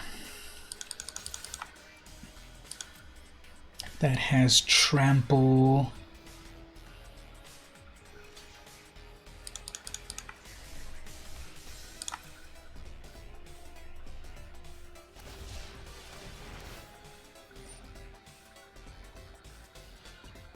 Okay, I guess. Since I don't have an indestructible thing.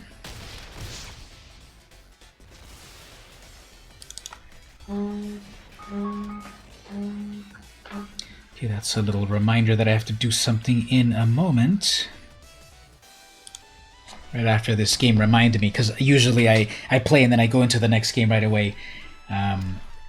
So remind me in what right after this match I have to do what my alarm has here. Okay, so the opponent has 6 whole mana. I swear, am I too impatient, or do people play too slow?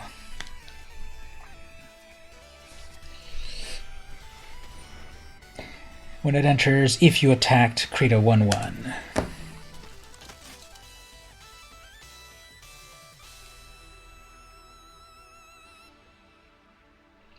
I bet they'll use their final removal here.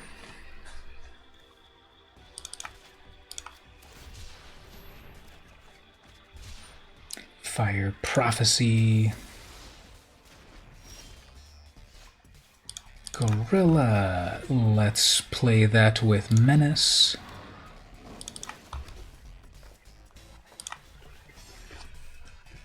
Alright, let's see what's coming up next. So how have you been doing, Ashley? How are you holding up during these times? Oops. I work from home, so it has been that challenge, but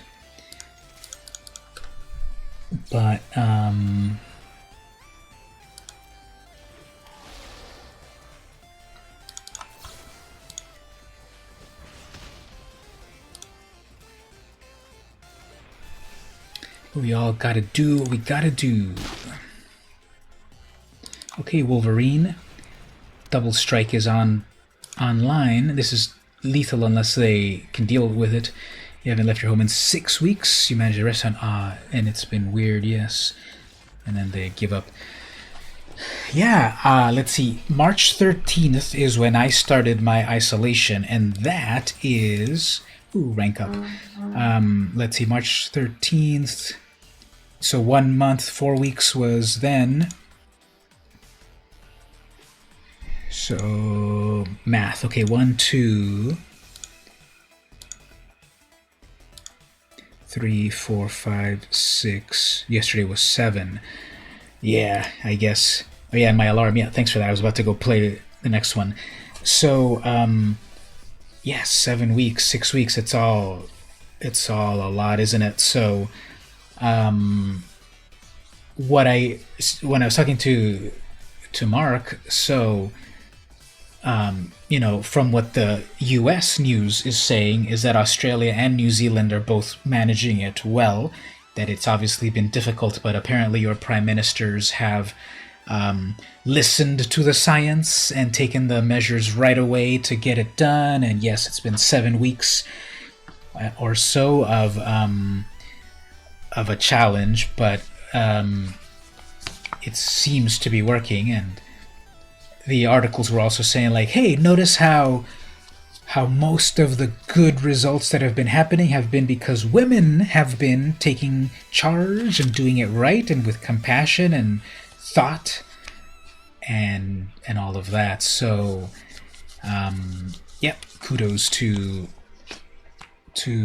Australia and New Zealand. Let me take a little break here, be right back, and I will then be right back.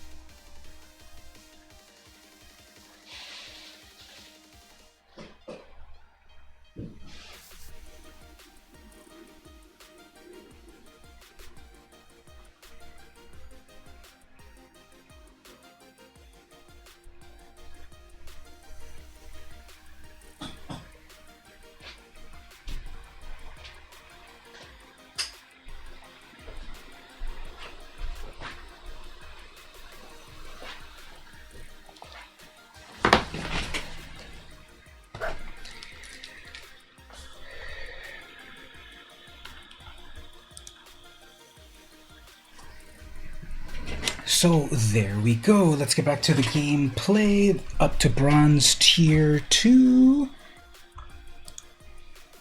It has been a little bit of a difficult draft, but enough wins to get to the next one. We have one more loss, but let's see how that goes. So here so far, 2 packs, but that's cool. And 250 gems. That's kind of cool, so let's see how that goes. Before we go to the next game, let's change to our segment of art. So here's some of the recent...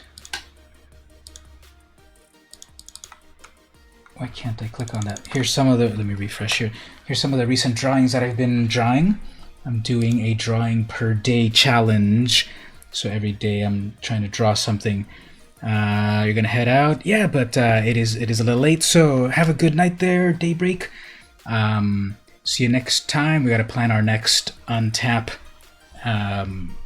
Commander game. Have a good night, and see you next time.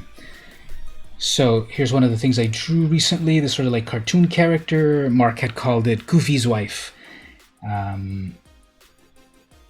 And so I think it came out pretty good. The shading with a little bit of 7B pencil, inked with a brush pen. Original sketch with an HB pencil. So that was from the 29th. Then I was drawing just a figure, but this is interesting. Sometimes I draw the same thing more than once just to kind of refine it. But this second version of what I drew, I think, is not as good as the first version. So this is the second version. The first version, it's hard to see at the camera there actually, but it's the sketched version. It's like just a completely sketched version. This was on one day, and then the next day I did a refined version. I do have to say though, I think the sketch version, even though it's really hard to see on the camera here, sorry, but I like this one a lot better because I think the pose is more organic. Like, you know how I was saying earlier about something having life. I think simply by the way the leg is cocked here, or crooked, I think that works very well. And I wasn't able to keep it going on the next one here. It's just straight. Both of the legs, I think, are too generically straight. So I don't think I took that to the next level, that it came together just right. But, you know, it's practice. And on that one, that was the evolution of that at the moment. I'll look at one more. And then there was that. So I was doing that sort of figure study focused on the face. I think this one came out pretty well. I think the hair is slightly flat at that point. Her left there, but I think overall I'm happy with it. I think the expression came out well, although the lines of the mouth, I think, because my brush is in really bad shape, so it doesn't have the full range like it used to. So I think those lines right there, it came out way too thick. It almost looks like, you know, a mustache. But overall, like I like her right eye a lot. I think that came out very well. Got a little bit of the eyebrow, or the eyelash. I think the under eye line is still too thick, and this is what I'm saying, that this brush has seen better days. So there was that. Those are some of those recent drawings. And let's look at one more thing, then we'll get back to the game. Let's look at some Comic-Con photos. San Diego Comic-Con. Not that's someone else. I meant right here. Okay. So this is someone dressed up as Black Widow back in Comic-Con 2012. Ooh, it has 660 views. It's about to get to 666. And so that's Black Widow. Classic Black Widow costume, not like the recent movie one, right? And check out this person in the booth back there. They're like thunderstruck by saying, "Hey, I'm meeting." See that person right there on the left? I'm like, "Wow, I'm meeting Black Widow." So this is Black Widow at Comic-Con 2012. And the last one for the moment, there's Ariel. Ariel, also from 2012.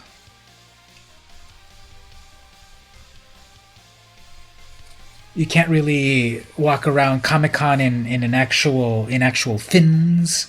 So she has the actual feet. Oh, that's cool. I just noticed she has also green shoes like the fin. And yeah, that's Ariel at Comic-Con. Some people have a really nice photos in terms of they even bring their own light setup. I see people that they have this backpack with a light that extends, like the ones I've got here, to take the best photos. So the total pro photographers, they know what they're doing. All right, let's get back to some gameplay.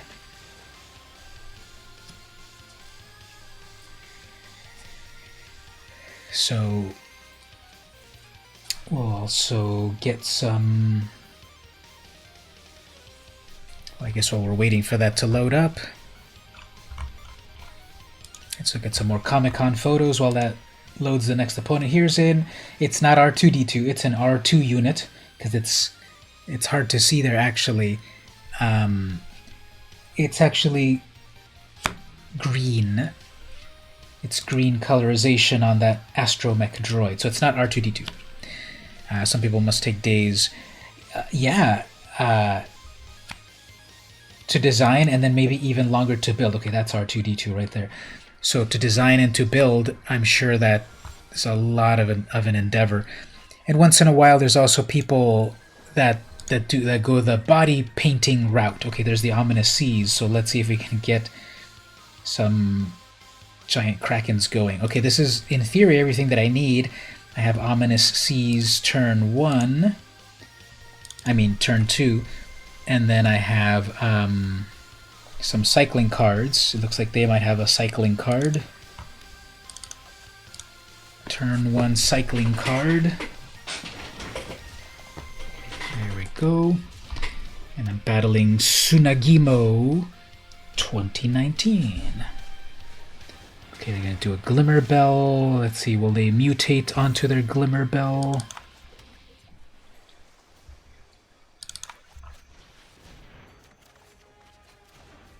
That's just living the dream right there. That's exactly what I wanted. Turn 2, Ominous Seas, turn 3, 1 of mine. So hopefully I don't get that bounced back and lose all my counters, but that's what I was praying for. Okay, next turn I guess the Pyroceratops, so that then I could start to do some cool shenanigans with that Pyroceratops to make it bigger. What are your thoughts and feelings using conversations in games and emotes? We have the basic chat with friends, so I think I like that, although they still need to add a better friend system. But yeah, I use this chat with friends pretty well. The emotes are pretty dumb. You know, those 4 right here, they don't really let you express too much. But that might be the point, because it could spam people Ooh, there you got an otter. Like that little otter, but I think what I want to do here, this has trample damage, and now that's a 3/4, so let's see if we can get that to get through.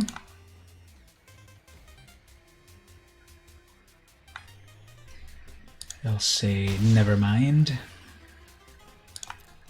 That draws me a card. I'll probably cycle that Go for Blood, and then that's at 7, and then my turn 8, and I have a Kraken. So, uh-oh. Yeah, let's do that. Obviously, they're going to attack me, get a card, but then let's cycle that in just to let them know what's coming up. Are they going to fly or Hex? They're going to fly. Okay. If they attack with all of that, that's fine.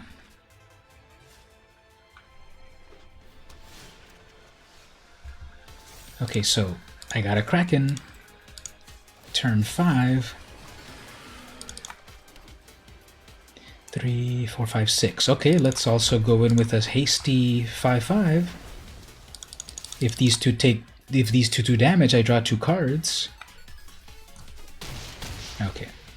So that's 1 card. And then out of mana. Okay, so I got a 3/4, a 5/5, and 8/8. Okay, seems to be good. I have a Raking Claws, which will give something double strike. So if one of these, well, to the trample, I suppose, I could get some going through. Some damage going through. Lynx. Okay. I respect that. Oh, they were playing 3 colors actually, and they're still gonna do 1 attack. Okay. Yeah, they should probably attack with that 1/3 because then they can just untap it.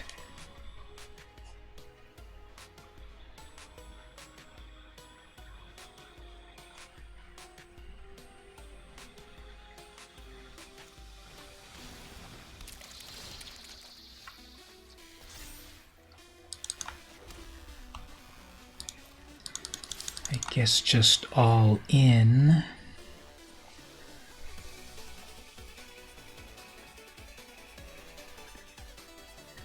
I'll probably Raking Claws on the Ceratops because then it'll do the 3 damage to something and then double strike. Oops, triple block. Okay. Fine.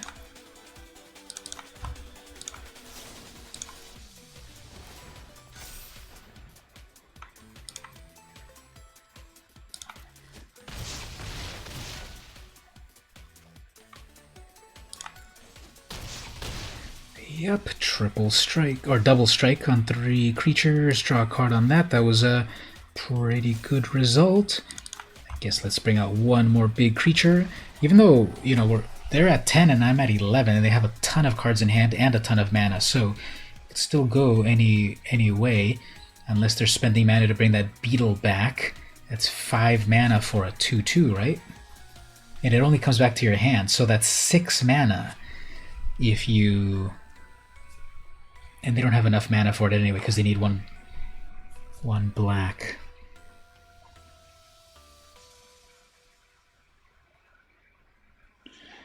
Uh-oh, are they counting a ton of mana to do something amazing?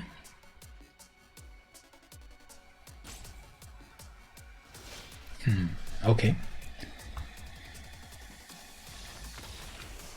Okay, well, insurmountable odds, and I lived the dream.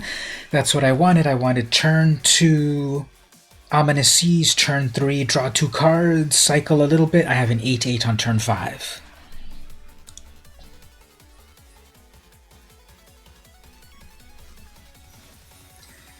Got some more gold and XP, moved up to the 1,000 gems.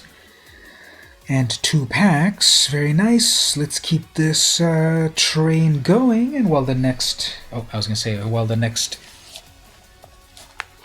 match comes up, I was going to ask another question, but we can still do so. What are the 3 words to describe your social life?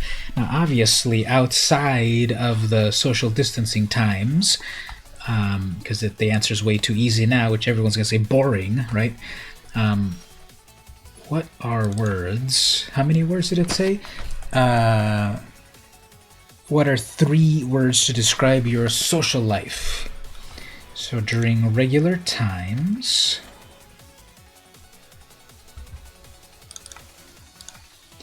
During regular times, what are the 3 words? Hi. Oh yeah, there you go. Yep, she's here. She's hanging out with all us cool kids. Talking magic. We were also planning our strategies on how to team up together and defeat Mark's amazing black deck on tap. I hear tell it is very powerful.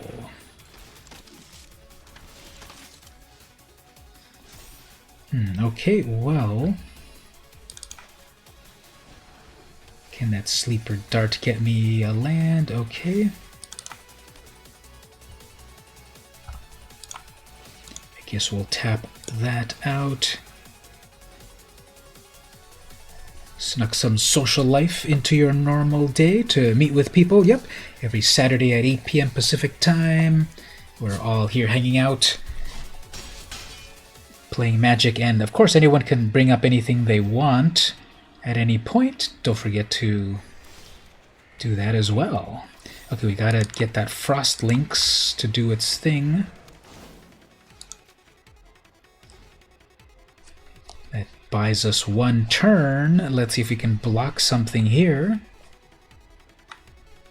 Or is something gonna mutate? I think they're gonna mutate something. They're looking at their Ceratok. If they attack, obviously they will have a combat trick. Yeah.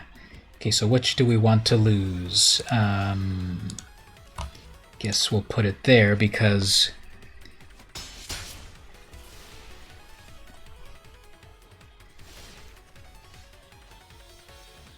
Okay, so this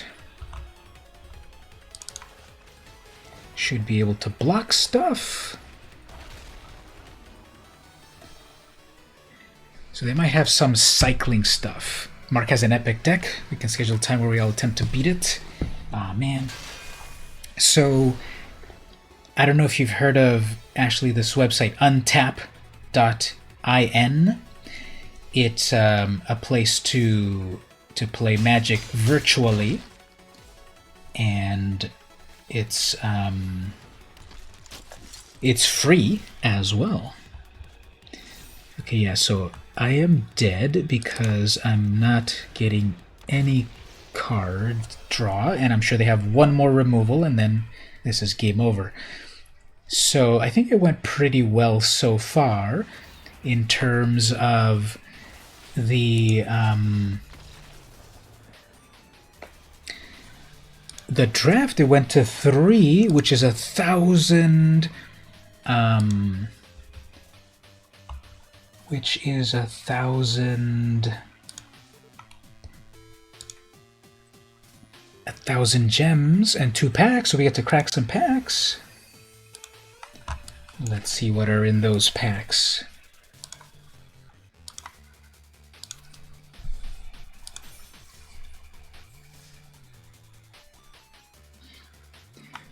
So let's crack some packs here. 3 packs. Ooh, those 3 packs will give me a rare wild card, which is what I need. Lutri, so good, so banned. Next up. Ooh, there's another wild card. I needed one of those. Very nice. And then I get another one right here just from cracking them. So very good. Another Ominous Seas. Another Narset. Okay, cool. Actually, let me show you all this Narset deck, this Narset here, that I put together, that I'm releasing this deck tech of on Monday. But first, let me add more to this Kahira deck.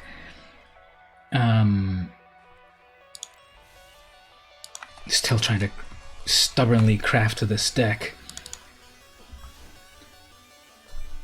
So I have 2 rare wild cards. I guess I don't really want that Colossification after all.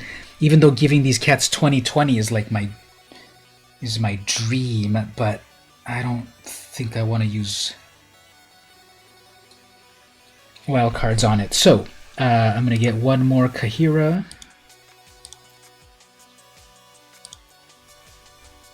And then my final piece of the puzzle is, well, almost there. 1 more Felidar.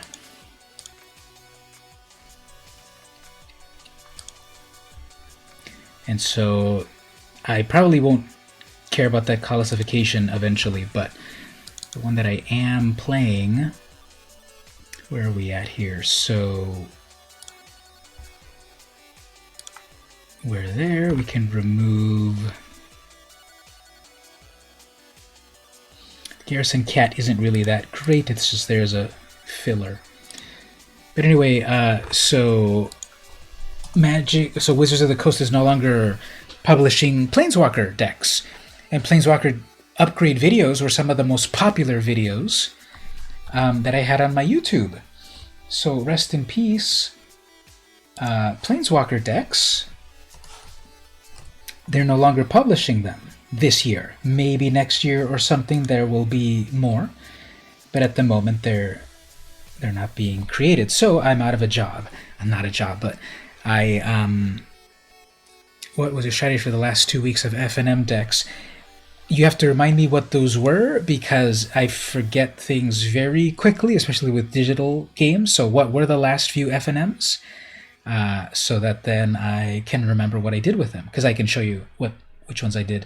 I know there was a Singleton in there, and I don't know, there was some good stuff in there, but I just don't remember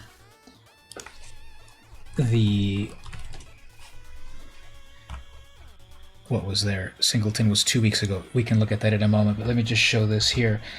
So this is my whole history of my Planeswalker decks.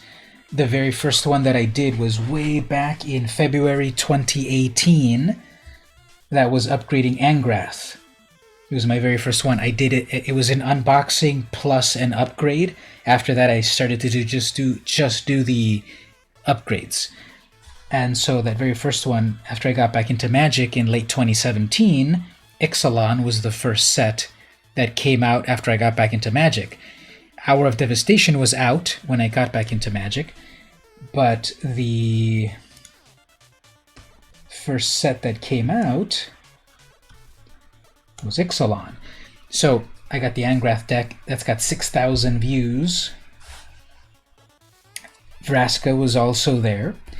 That's got 4,100. Then Dominaria came after that, so that was Teferi and Chandra.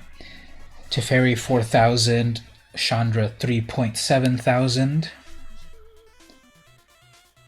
Then after that came Core Set 2019 with 5 of them. And that was Ajani, Tezzeret, Liliana, Sarkhan, and Vivian. Vivian's first appearance.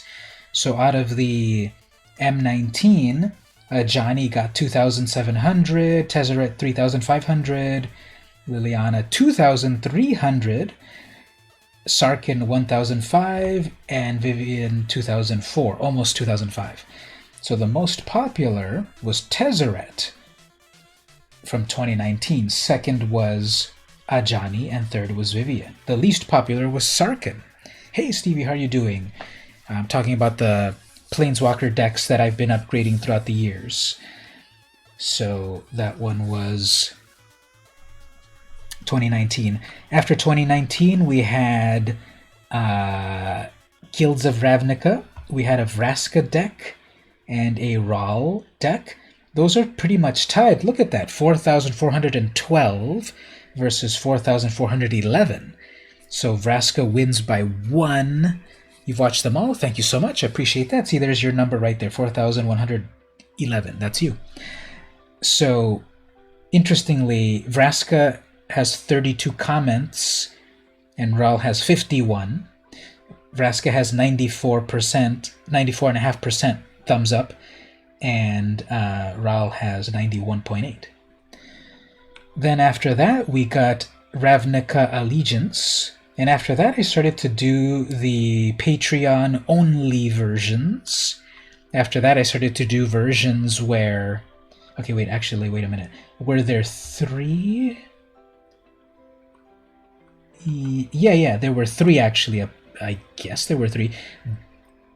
Dovin? Wait, Dovin and Domri. Where's Domri? I know I did a Domri, but... I'm pretty sure I did Domri. Upgrading Domri.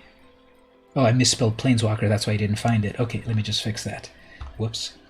That's why no one can find this deck. Planeswalker. There we go.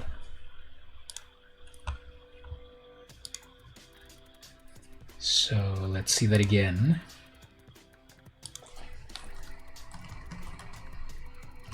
Planeswalker.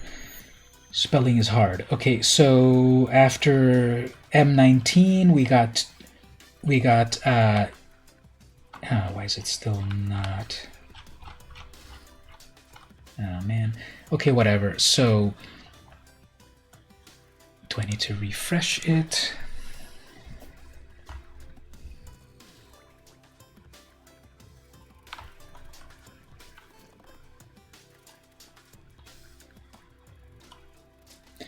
Okay, anyway, so Dovin's deck is 3,900 views.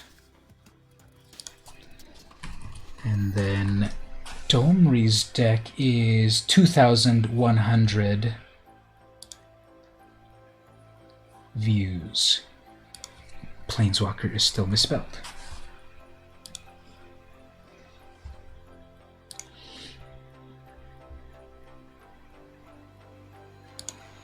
So when spelling happens properly, things happen. Planeswalker. If it seems a little indulgent, sorry about that, but I'm just obsessive sometimes, so I have to know. I have to see them side by side. 3,900 versus 2,000. Okay, so Domri was not too popular. Of course not. He was a traitor. You know, he betrayed Ravnica to Bolas, even though he loves his anarchy and smashing the city. Okay, you know, make a deal with the Elder Dragon God that's going to betray everyone, and everyone's going to hate you. So 2,100 there. No... How many thumbs down? Domri got 2 thumbs down. Dovin, well, he's always been bad, so... Right there. Okay, then after that, when we did War of the Spark, I started to do the patron exclusive version. Now for you there that are hanging out in the chat, you get to see this. No one else sees this. But there's the patron exclusive. Okay, the regular...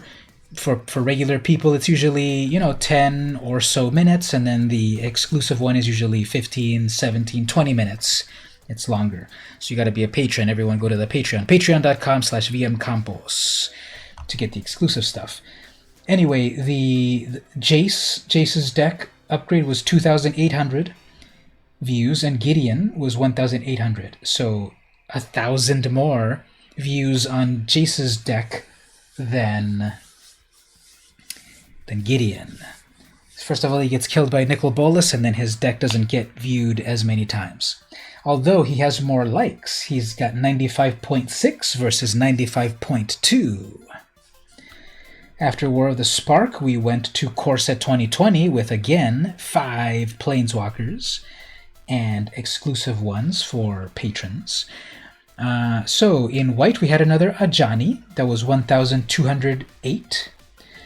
Mu Yanling was 1,500. Sorin 1,000. Chandra 700. And Vivian 1,000. So Chandra was the least popular. Vivian was more popular than Sorin. The most popular was Mu Yanlin. And then Ajani was in there too. Johnny's got the least likes, 86%. Moo has 96. Soren, everyone loves it, 100%. Chandra's at 94, and Vivian is at 97. And then Throne of Eldraine, we had Rowan.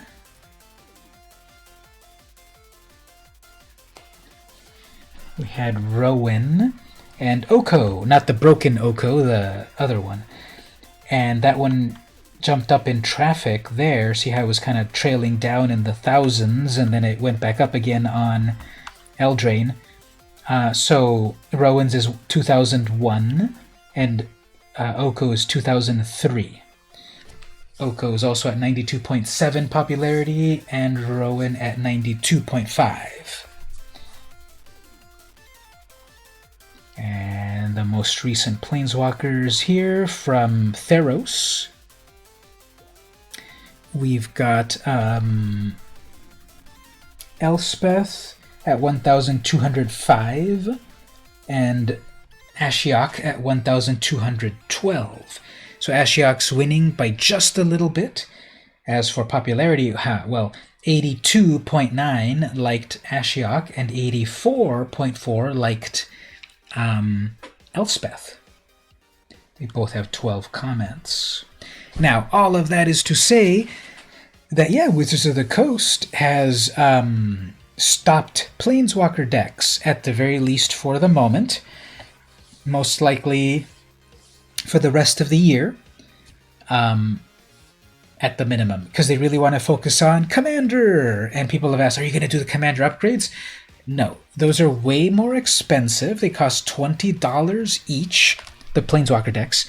The Commander decks cost $40 each, and there's 5 of them. So 5 times 40 is a number that I don't think I would really spend on buying at one time 5 decks. And Commander upgrades are way more complicated than Planeswalker upgrades. Now, my Planeswalker upgrades, I'm doing them as budget upgrades focused on the current set. So all of these Planeswalker decks are common and uncommon cards that you can get from the current set. Now, the Patron exclusive version also includes rare and mythic rare cards plus the sideboard plus other strategy. So for $1, you get access to the more complex upgrade. And I'm kind of thinking that maybe I can also go back to my older decks and upgrade them to full standard or modern or pioneer, perhaps.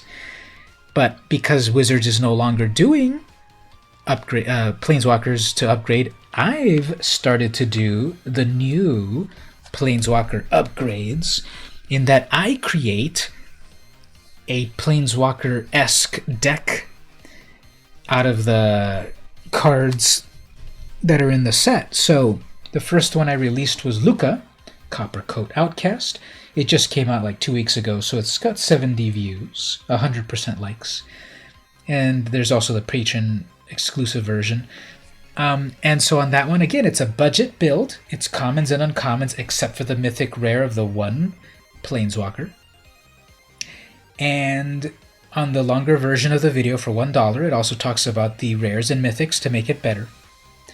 And then last week I released the Vivian, Monsters Advocate. So she's got 3 Planeswalker decks in total now.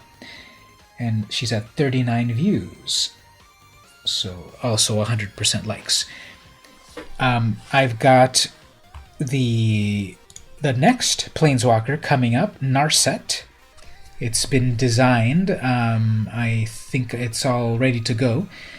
And I need to record it tomorrow and then release it on Monday. So, would you all like a preview of this brand new Planeswalker deck? I can give it a little quick play. I can show you what the deck is and then give it some play. Let me show you what the deck is first, in any event. Again, it's commons and uncommons, except for the one mythic rare. And the the Planeswalker dictates the rest of the deck.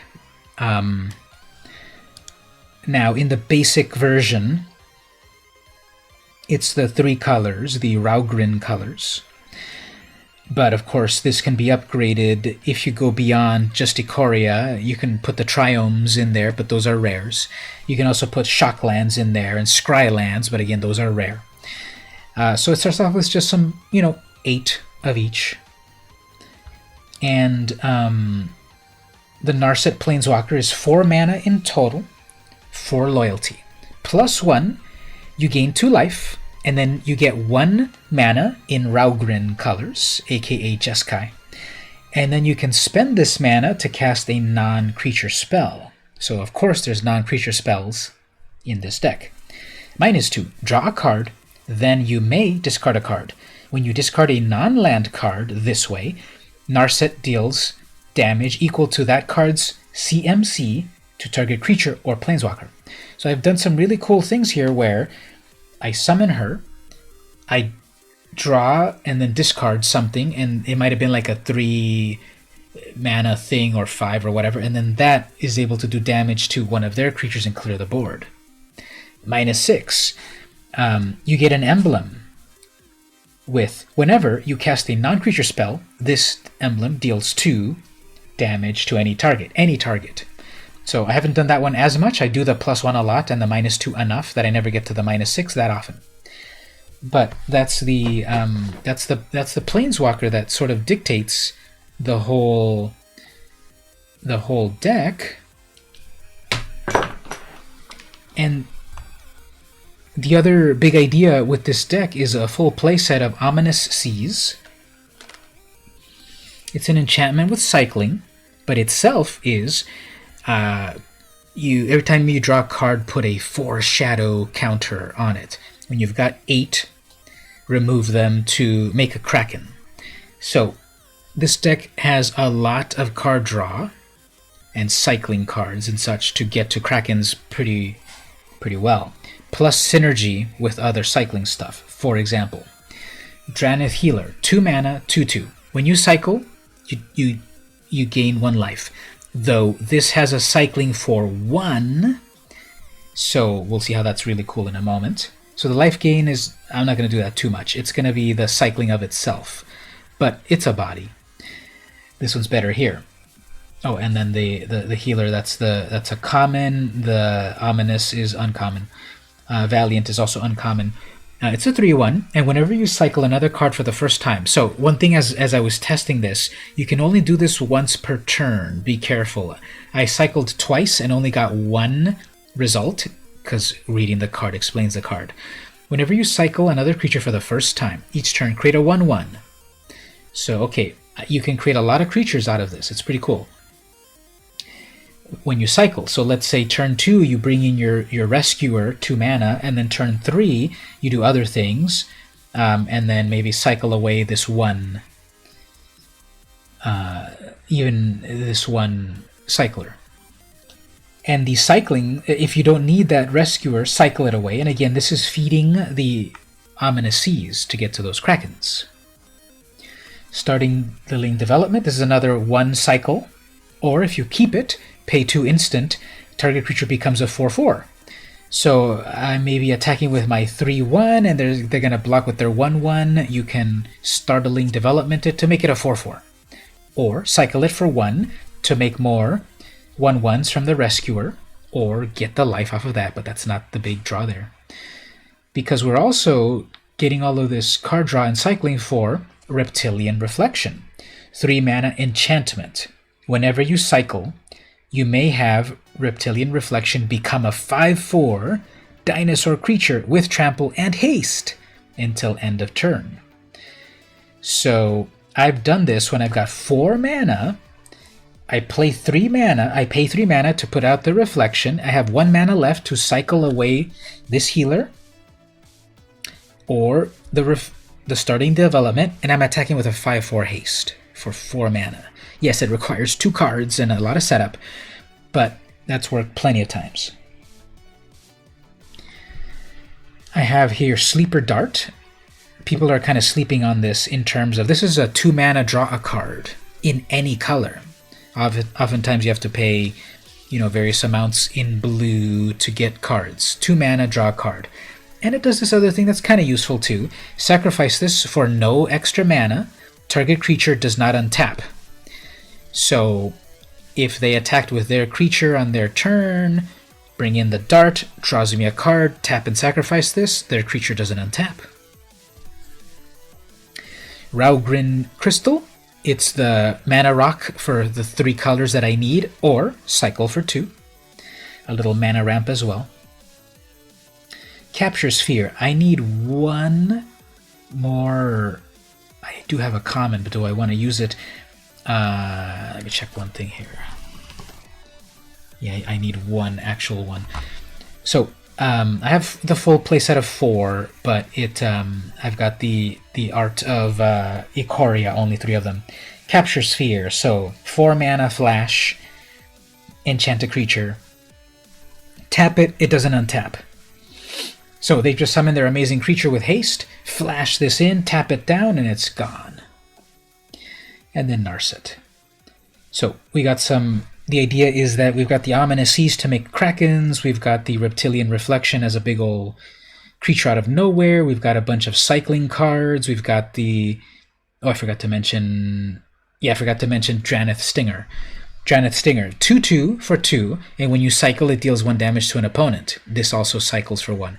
I've been having so much synergy by having more than 1 of these on the board and then cycling once and then doing multiple things, and so it totally is working out really, really well. You almost forgot about the streaming this week. Oh yeah, no problem. We're here. Thanks for joining. So that's the preview of the deck. Let's play 1 game of it. I teased the deck, but let's go ahead and play.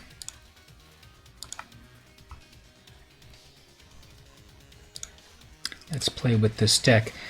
I'm still crafting it, of course. I don't have every wild card that I need for it. Again, I'm focused on I forgot to show the sideboard. I'm focused on the I forgot what I was going to say, but anyway, okay, so here, what we could do here, the Drannith Stinger.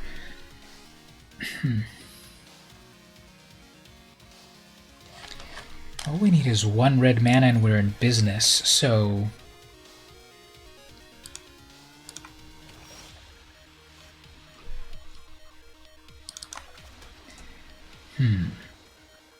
okay. Well, I'm gonna get the Ominous Seas right away on turn 2. Okay, so we're gonna deal with an Aristocrats deck. One problem that I do notice, though, is be very careful because the play and cycle triggers are right on the screen there, and it can be very difficult to remember which is which. But, okay, so here...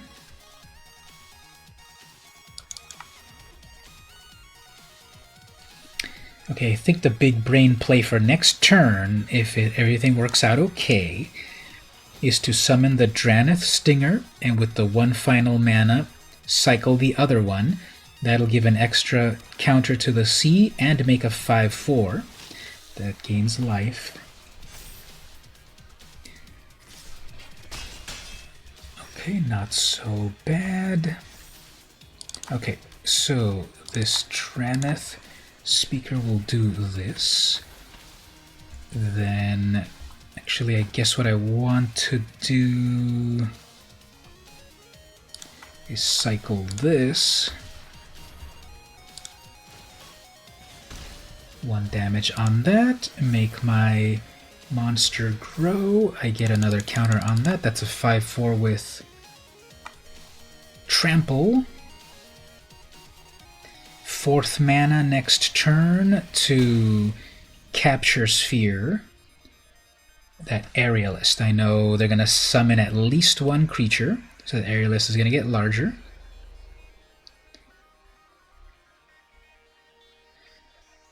They're dealing with Orzhov, so there's removal. They probably have, like, mortality. What's it called? Final mortality or something? I'm sure they'll do a little bit of life.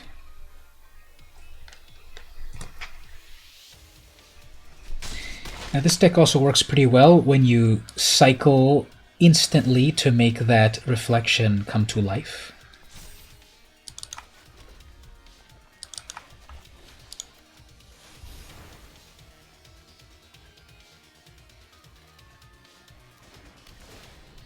Okay, so that gets locked down. I'm gonna hold on to my blocker.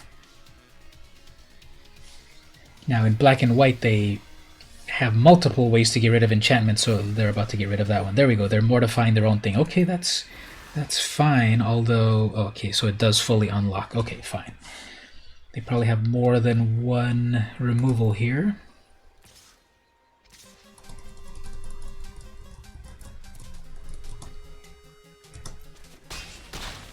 Down to 6. Okay, well, but they have no more life.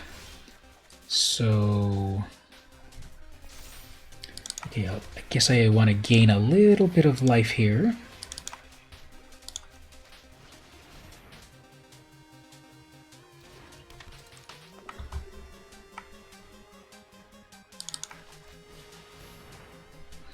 Okay, Sleeper Dart. I will...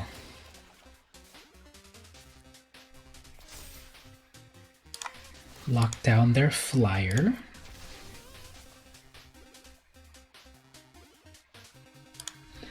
If they attack with that Daxos, I guess they're gonna wreck my Ominous Seas now. They have one more Mortify.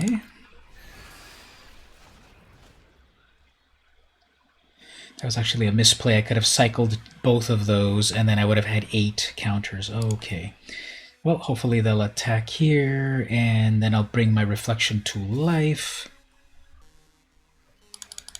Although they probably still have their final Mortify, so let's see how this goes. That triggers a couple of times.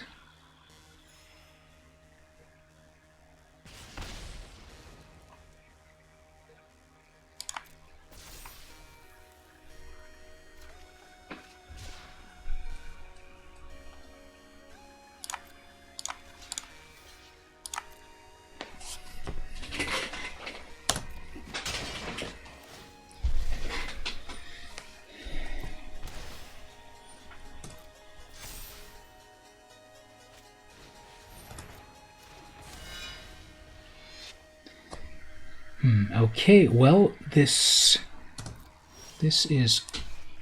oh, it's my turn. Good. Okay, for some reason I forgot. Okay, so let's do some tricks here.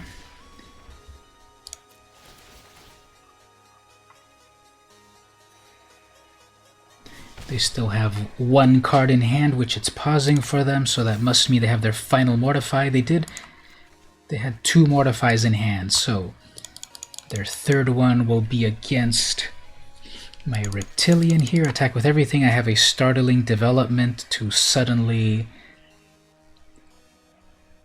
yeah, these lands, exactly. These are the unsanctioned lands. They are missing, however, a piece of the art. They're supposed to have like a curving piece coming up over here. Okay, so they're gonna do that, which I guess...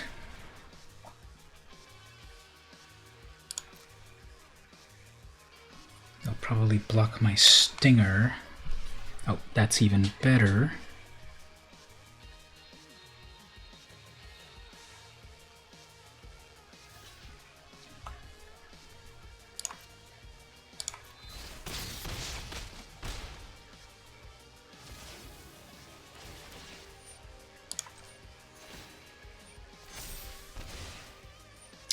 This is game over because they're about to... yeah, 6 life on that. Actually, I have...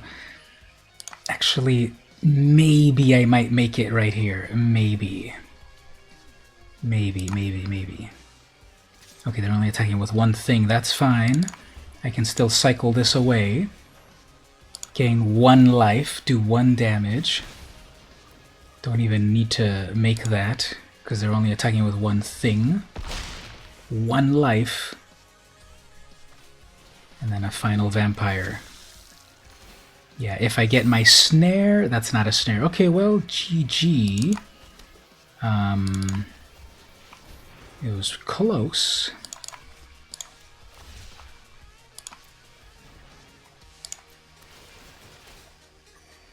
Although I do get 2 5/4s.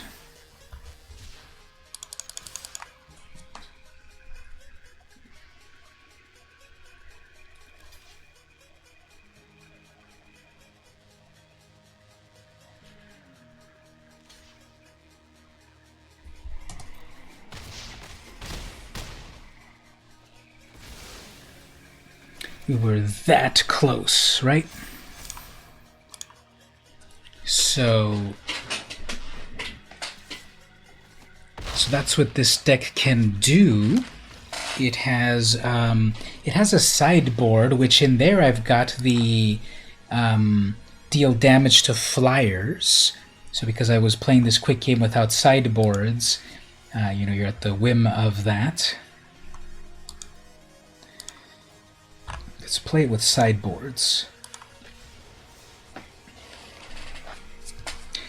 There are a lot of moving pieces, and you do have to... I think it's a complex deck to play in terms of there's a lot of moving pieces, a lot of synergies. However, the Ominous Seas could make those Krakens again. That was a misplay. I had the ability to cycle 2 things for 2 mana that I had, and I would have made it, and then I would have gotten a Kraken.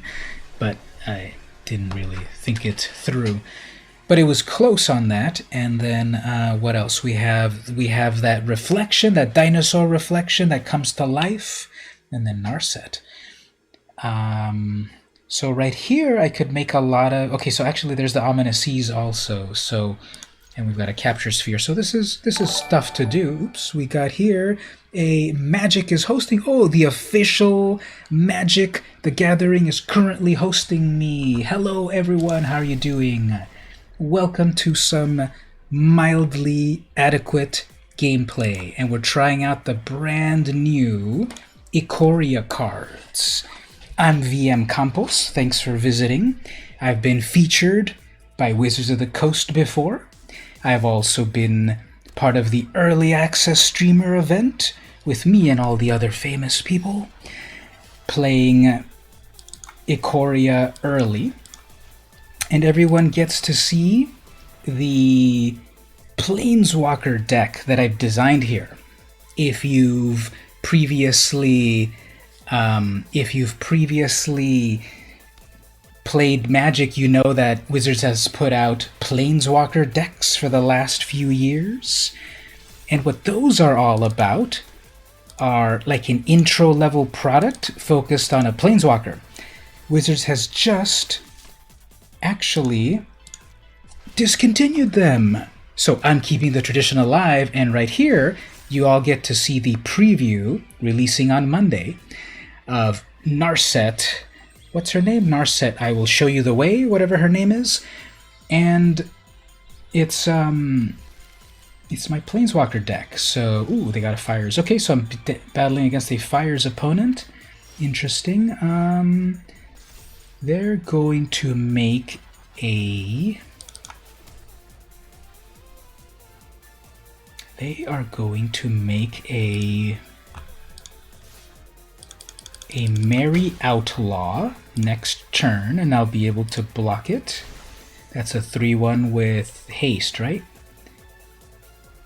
Okay, so they have Fires out. Mirror Shield. Okay. Free Mirror Shield. They have all the mana that they need so far.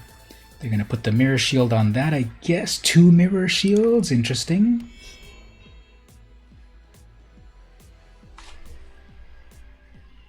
Okay, I can... Depending how they attack here, if they...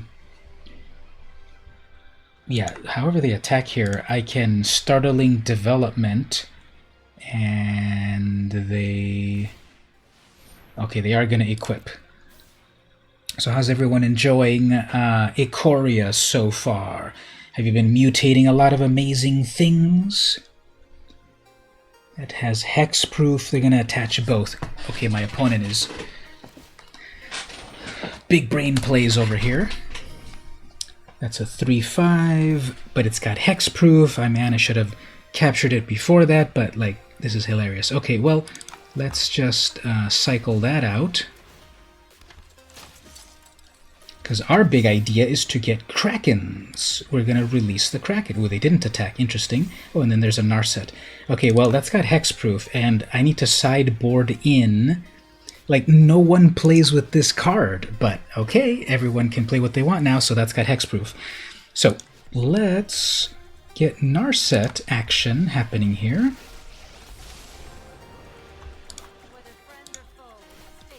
And my Kraken is going to be released eventually.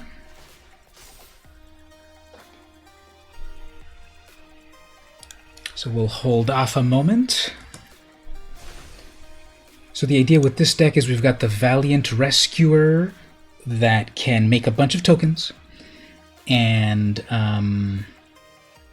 we've got the Ominous Seas, which is almost there, ready to do its thing. Okay, they really want to take out my Narset, which is fine.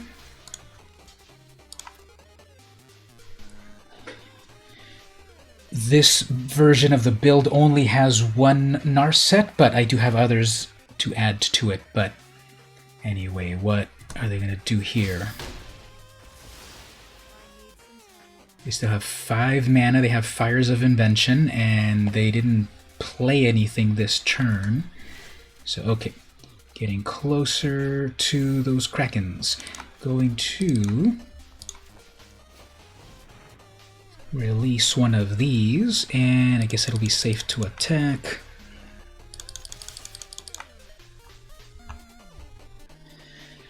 So, my claim to fame is that I forgot about that. I've been part of the early access streamer event before, and I do videos about Magic the Gathering. I stream every Saturday, 8 p.m. Pacific time, wherever you're visiting all over the world. Thank you for visiting. Thanks for the raid, Wizards of the Coast. Thanks for being part of having me be part of the early access streamer event. Totally appreciate that. And how's everyone doing so far?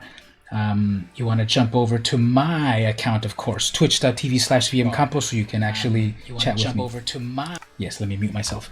So jump on over to my account instead, and let's hang out over here and let's talk Magic. We might be able to improve this deck. My cat makes cameos from time to time, exactly. Oops, I'm about to get banished on that, and I don't have the final cycling card. Okay, so this is about to fall apart right there. Let's go on to the second game, because having that Fires and then having their Outlaw's Merriment is very strong. So let's put in the sideboard stuff. That was an enchantment and then a couple of artifacts. Okay, so they might sideboard out something else. So let's see here. I don't think this Capture Sphere is going to do as good as it needed to. These crystals. I guess this dart. Even though I do want to... Even though I do want those Krakens, we have to be a little bit more... in terms of...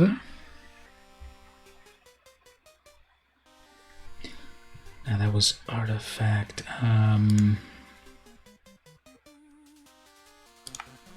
Yeah, let's give that a shot. Let's change things up a little bit more because they have their Fires, which of course we need to get rid of. They have those... the Gorgon Shield or whatever it was called. Horrible opening hand, but... Let's see here, that's still pretty bad. Well, fam, I don't think this is going to work out. Yep, this is not going to work out. Okay, well, we'll give it a shot, mulliganing down to 4, but don't hold your breath. Well, I guess let's keep all of the cycling cards.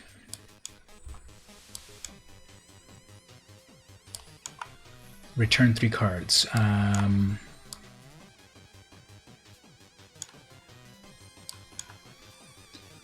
Hold on. Okay, so definitely not that, and not that, and not that. Yep, so we're not gonna live on this one, so okay. We'll try again in just a moment. Isn't that always what happens, that you have these amazing plots and plans, but then, whoops, the shuffling algorithm doesn't quite get you there sometimes, and we know that it's all a game of chance. But come on, Magic, give me a chance. I had the mulligan down to 4. Also, I would love to have an opponent that actually plays. I guess while we're waiting, we'll pet their cat. What a mean cat. So we have the Ember Cat. We have the Fey Fox. We have that one 3-headed Theros pet. Not Pelucranos, Kuranos.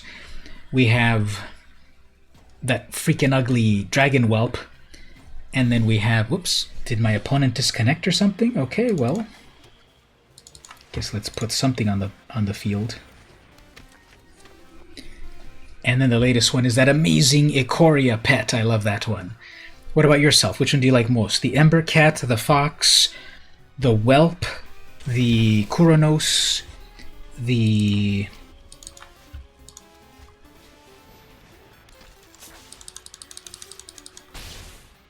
or the recent Ikoria pet. What's that one called anyway? I know they all have like sort of a name, but I think I missed the name of the Ikoria pet. Okay, well... Clearly they are going to attach that. Let's just go for aggro here.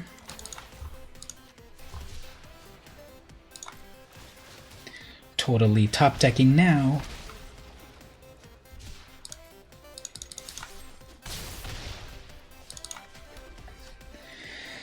Okay, third turn. What can you do in Boros with 3 mana? Oh, actually 2 mana. So they missed their mana drop right there.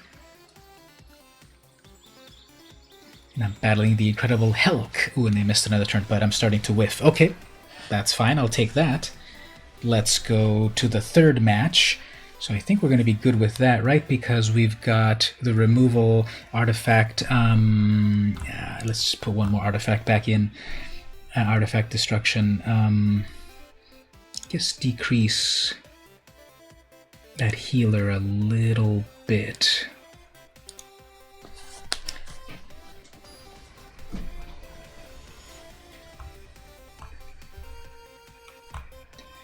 So, thanks again, Wizards, to rating me. Everyone that's hanging out, go to my YouTube, youtube.com/vmcomposjr. I'll put that right there in the chat, youtube.com/vmcomposjr. Go check me out right there. I have my various gameplay and strategies. Okay, what are we doing here? Ominous Seas, they go first. I have the destroy that, but no white mana. This is not amazing either, but we'll probably get what we need soon enough. Opponent does go first, so let's see what they get, and they head to mulligan. So they have the Sliver, what is that one called again? The Sliver Sliver Overlord? Is that a Sliver Overlord? Yeah, from the recent set. Okay, so let's set up Ominous Seas. Next turn, Valiant Rescuer to start to have some creatures on board. Ooh, Mechagodzilla. Yeah, too bad it's an artifact, right? So all I need is my artifact removal spell. Oh, actually, this removes things as well. Okay, do I need to cycle anything out? Sure, I guess we don't need that extra land.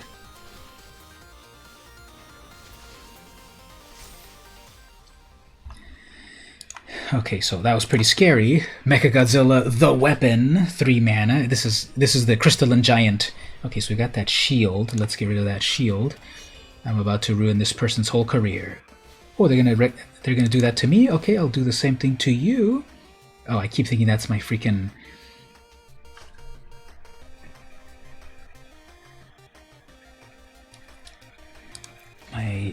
I keep thinking, okay, it's the red one that does that.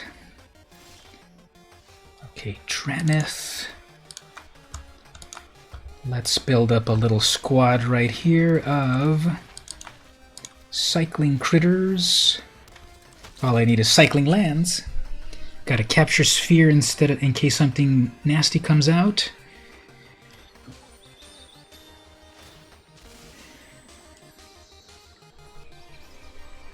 I have the Light of Hope if they get their fires, or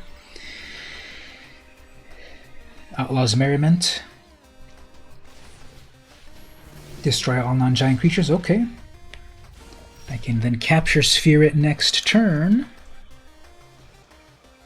1, 2, 3, 4, 5, 5, 6, 7. 1, 2, 3, 4, 5. Okay, so they're not there for the giant yet.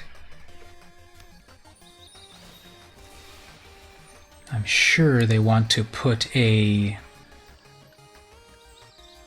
hexproof on their giant.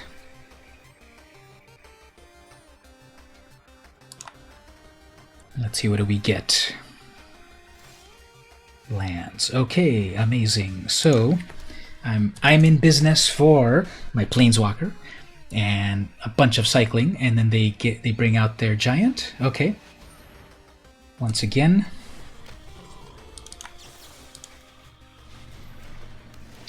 Hexproof.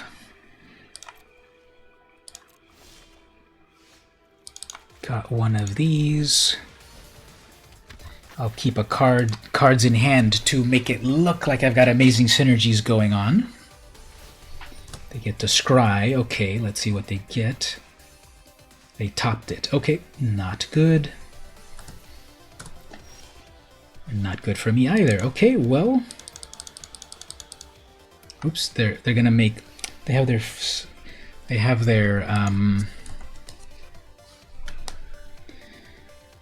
their castle, so that's going to be annoying. Yeah, this is going to be... I don't know how I'm going to be able to handle this now that I think about it, because they're just going to keep making that larger, and I'm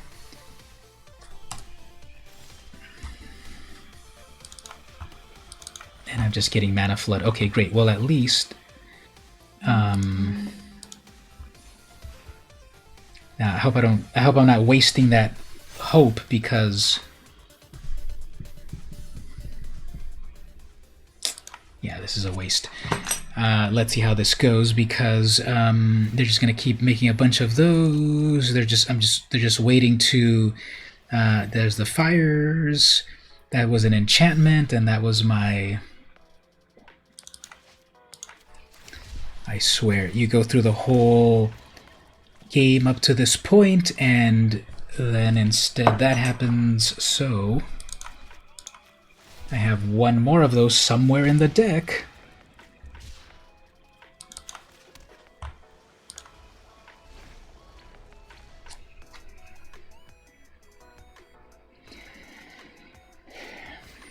Double fires, okay. I guess it wouldn't have mattered if I wrecked one of them.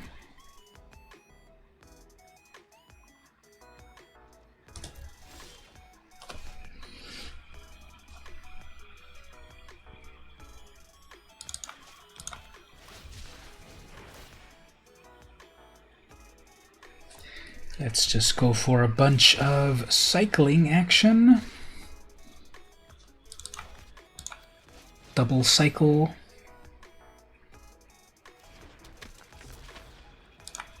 And I'll hold off with this capture sphere in case something big comes out. So for those of you hanging out, this the concept of the deck is that this is an affordable Planeswalker deck in terms of its commons and uncommons with one Planeswalker.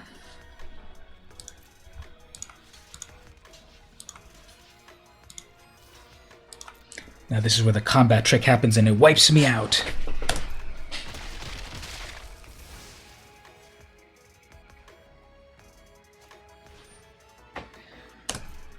I guess.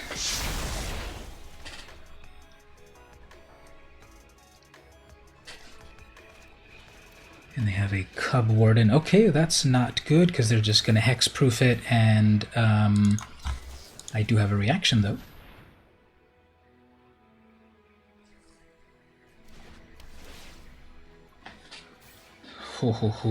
So the flash enchantment on that, then their final card, then they have their 2 Arden Veils. Okay.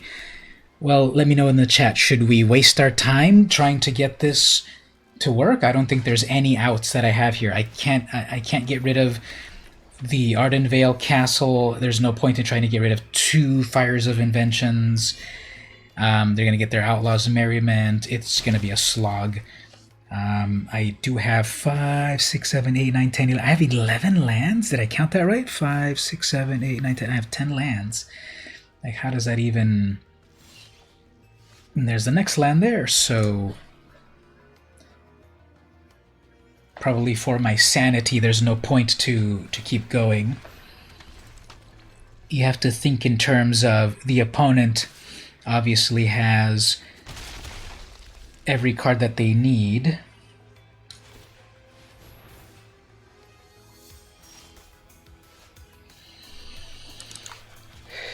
So this is a fun card here. It's a 5/4. It's an enchantment that comes to life when you cycle. And let's see if that ever happens.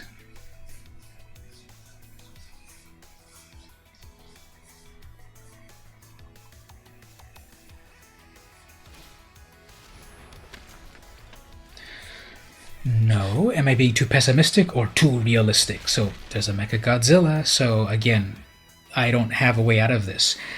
This is a common and uncommon type of deck. Like, there's a lot that I need to do. I need to get rid of that Mirror Shield, first of all, 2 of them, to even target that Mechagodzilla, and now it's a 3/7, and it's about to get first strike, lifelink, etc.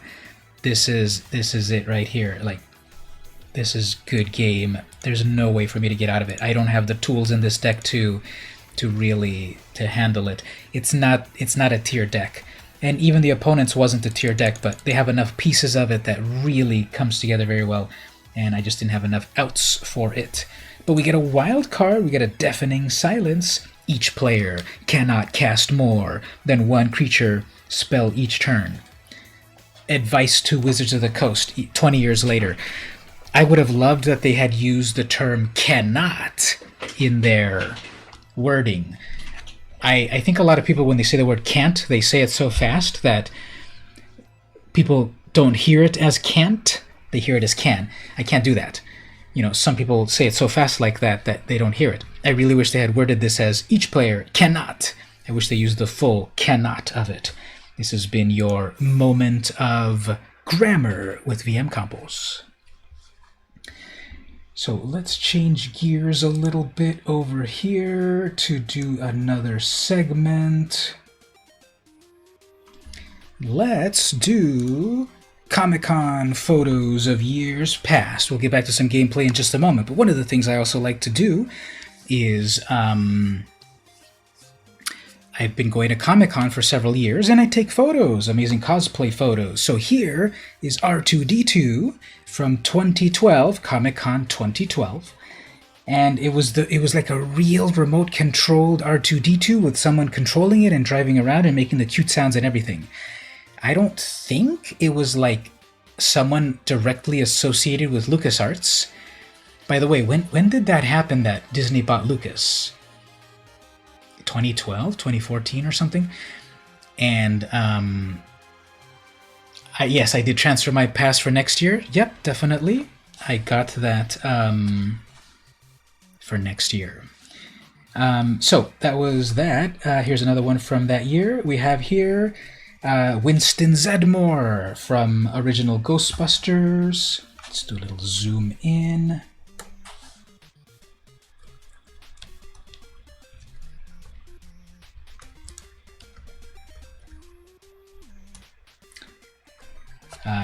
the Ghostbusters outfits are always pretty cool to do.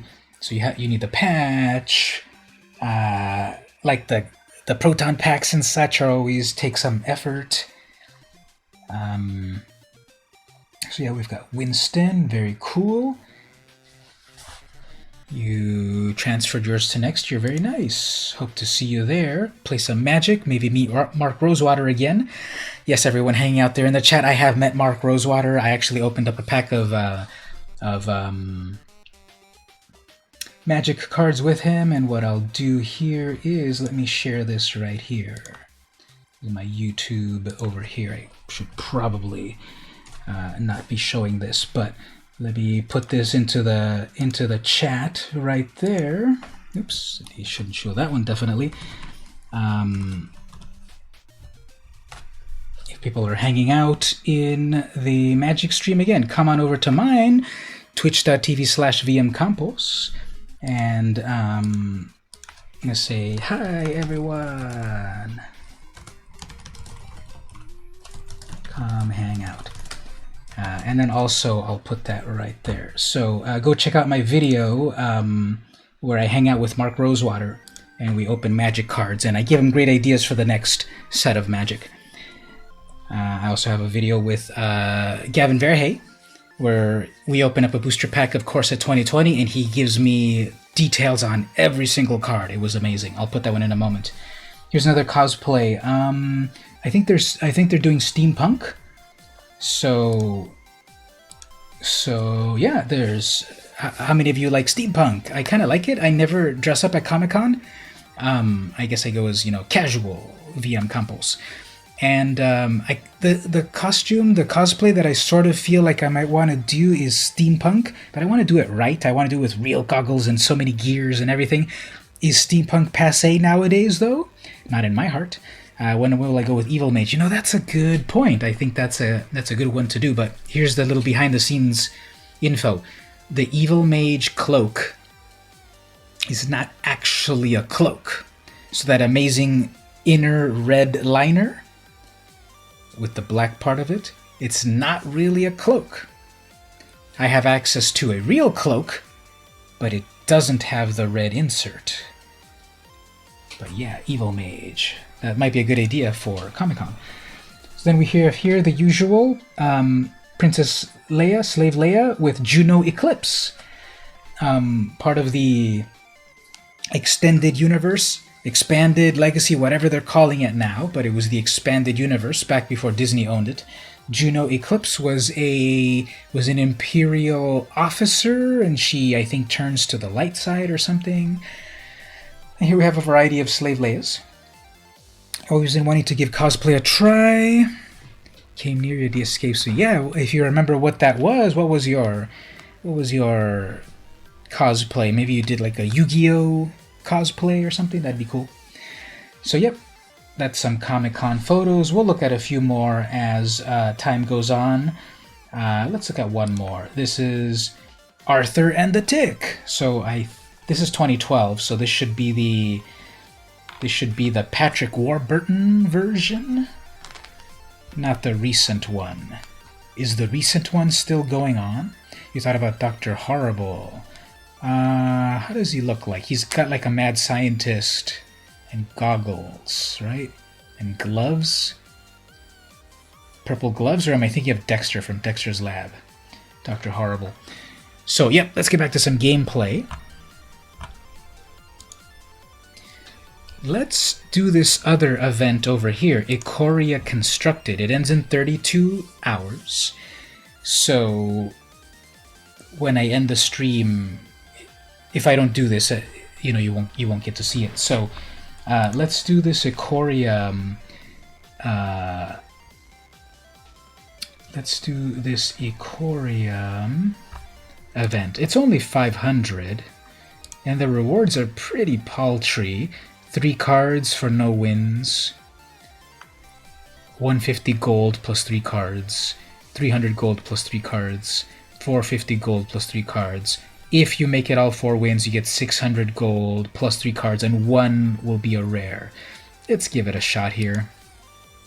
Couldn't do cosplay, I just wouldn't look right. Well, it would depend on what the type of cosplay you'd be doing. Why isn't Kahira available? I know why. I've got a version of this Kahira deck. Well, you know what? Just for fun, it's only 500. Let's check out these Planeswalkers. Let's ask the chat right there. Of the 3 Planeswalker decks, which one should I enter into the Ikoria only challenge? We've got Luca, Mono Red Planeswalker,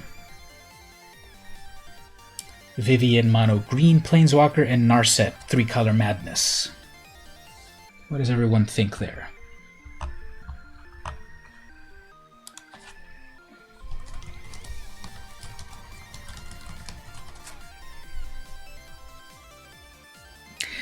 Let me know there in the chat who, what do you think? Which of these Planeswalker, which of the Ikoria Planeswalker decks should I submit? We have 1 vote for Vivian. We have 1 vote for Luca. Who will be the tiebreaker? Is Ashley still around there on the chat? Anyone else there? I know Daybreak already went to bed. Rick, I saw that he gave bits, but he didn't stick around maybe. So who will be the tiebreaker? Anyone there?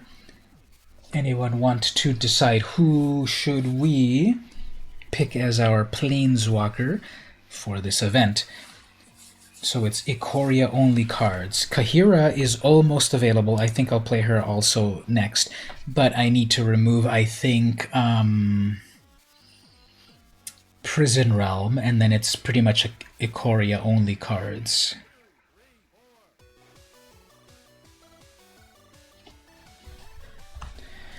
So I think that's kind of a cool event to do in terms of challenging people to only play the current meta.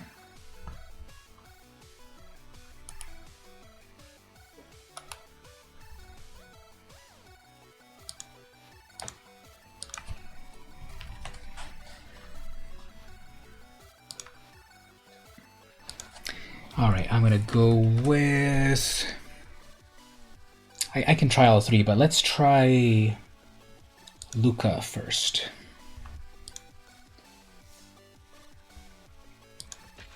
So let's see how this goes. These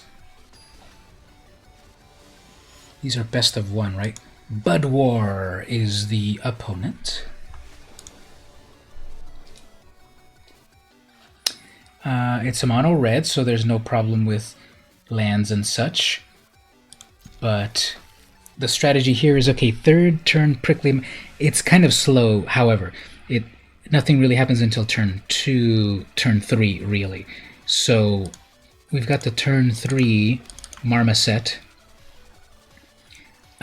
which has first strike, and whenever you cycle, it gets +2, and I'm playing the mono red mirror. Okay, but probably my opponent will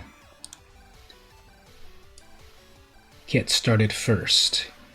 I guess not. Okay, that's fine. So this could be also their fire thing. Yeah, that's probably the fire. Omen of Fire. It's not Omen of Fire. What's the name of that fire? Go for the blood or something. There it is right there. Fire Prophecy. So hilarious that I get paired with the exact mirror match on this. So if I get my 4th land, I can bring out the Porcuparrot.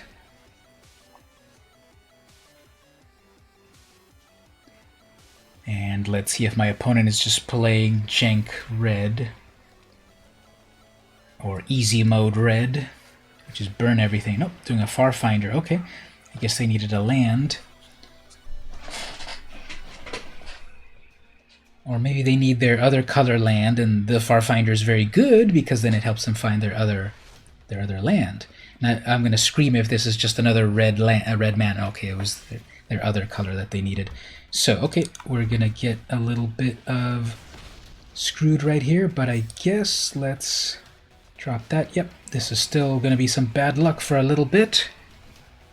Getting mana screwed. The opponent did as well, I guess, because they had to pay 3 mana to go get a land.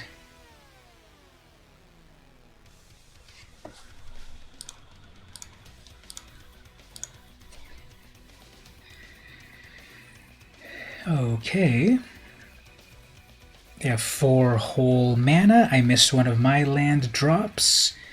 I doubt they are thinking very hard about what they're trying to do. Yep, missed another land drop. GG.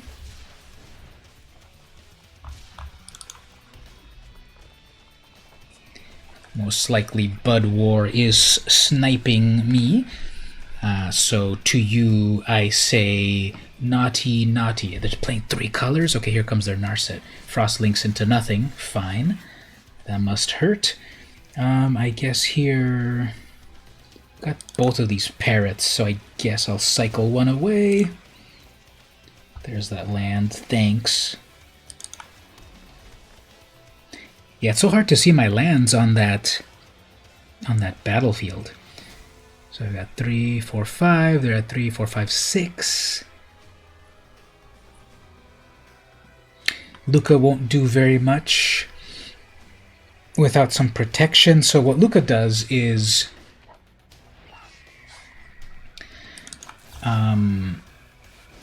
exiles the top card, and then you can play it as long as you have a Lukka.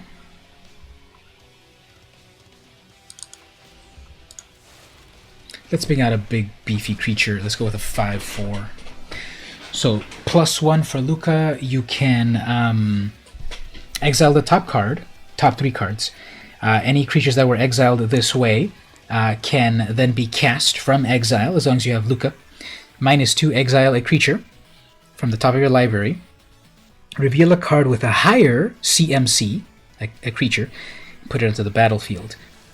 So I have to exile my own creature, and then I get out a bigger creature. That's the idea. It's just he's kind of the opposite of Vivien in terms of the size of it.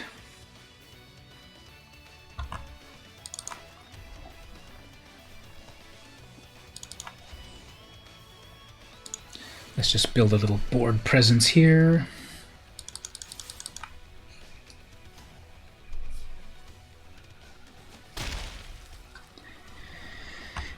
They want to keep this. 2 damage to creature, and you gain 2 life. I guess this is where all of their cycling comes in. I haven't seen this card actually. It looks pretty cool. We got a Snapdos, and they get to play everything. So what are they going to let me keep? My 3/4. Okay.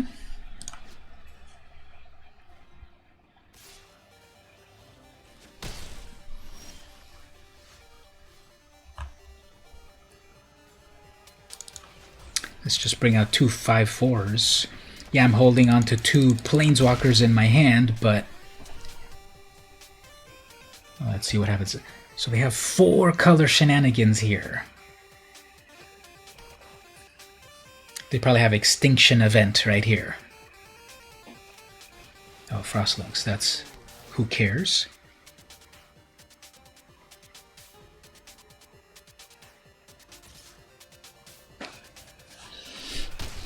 So I'm tapped out for 1. We have this Momentum Rumbler. Let's just do a creature deck, even though a creature strategy.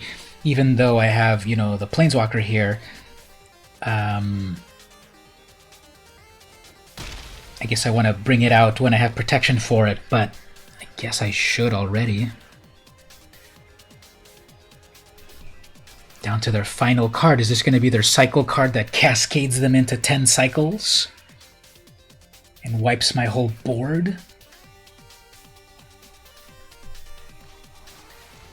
Dire Tactics, okay. You also lost a lot of life there because you didn't have a human.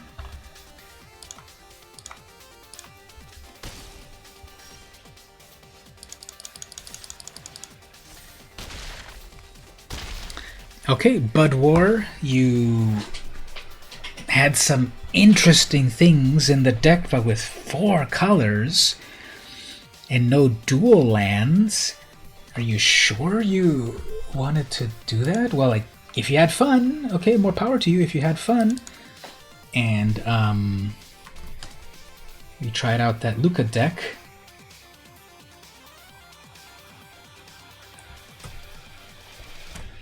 Let's go to the next game.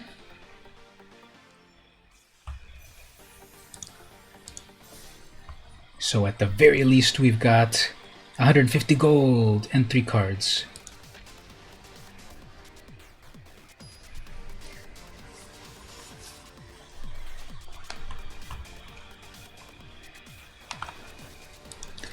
So when you hang out with VM Campos every Saturday at 8 p.m. Pacific time, you will see various modes of Magic gameplay, as well as taking challengers on.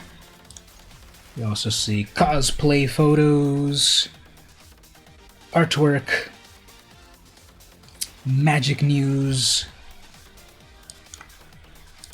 Actually, let's give a hello just to be nice.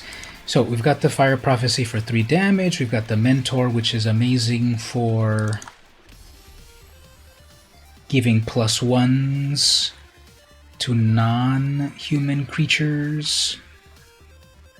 Got the Marmoset, Recluse. Guess we don't need 2 of these Piercers.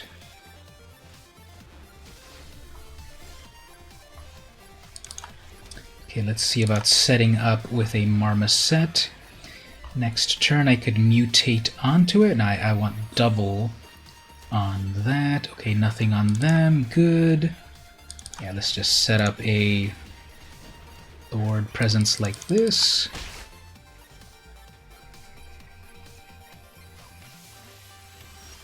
Huh, they're not getting anything, eh? Fine, let's do this. Let's cycle for a huge amount right here.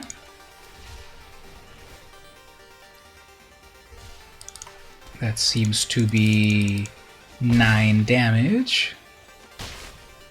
Yeah, so that's one of the big things that this deck does. When you cycle, you get a +2 first strike on the Prickly Marmoset, and the opponent did nothing to have any more cycling here. They're good gaming me. Okay, sure. I don't have any more cycling cards, but sure. Let's just bring out another big creature.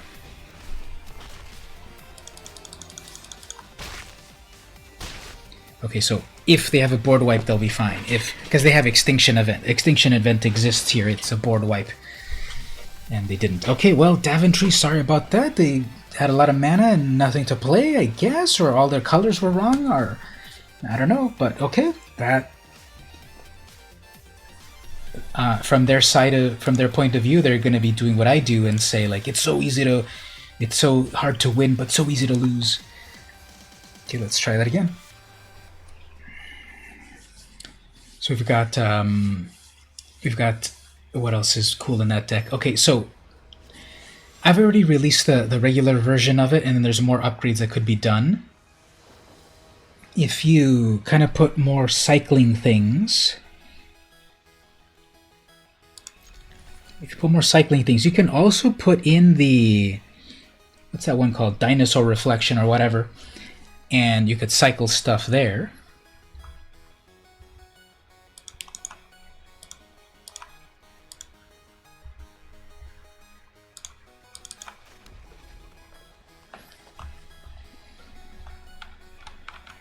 So I guess if I count this, once lockdown is over, I might have to get you a Luca deck. Yeah. And then we can figure out a cool way to further upgrade it.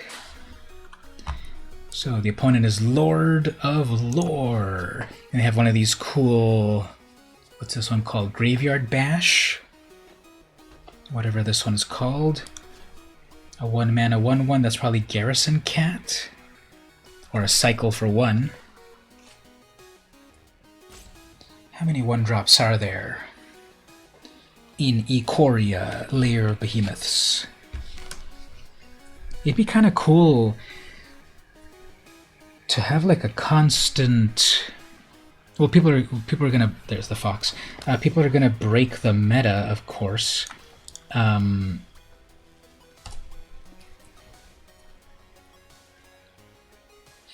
Okay, I've got the Flame Spill. Hopefully, I don't think they'll be able to cycle that Fox strong enough to survive.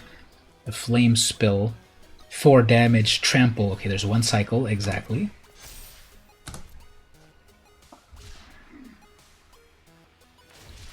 Living the Dream. Okay. So let's auto pass that. Next turn.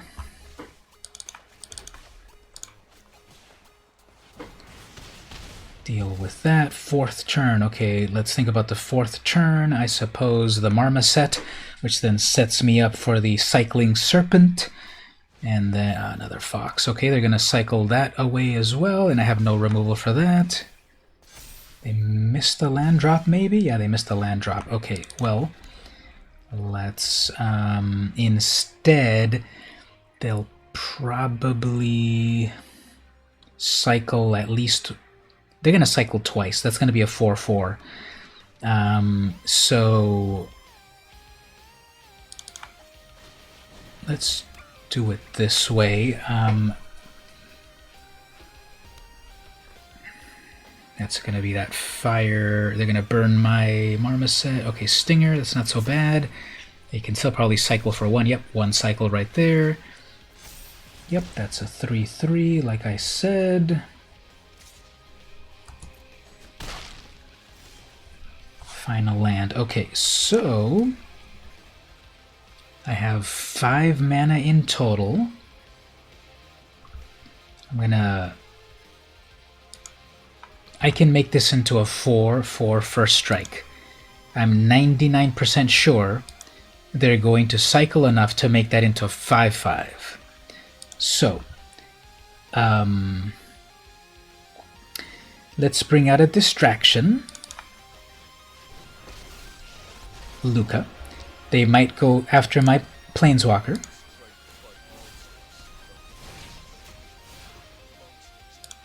And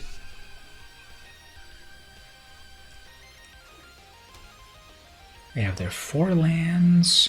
They're gonna do 2 of those and cycle, of course, and do 2 pops from the Stinger, and then cycle twice for the Fox.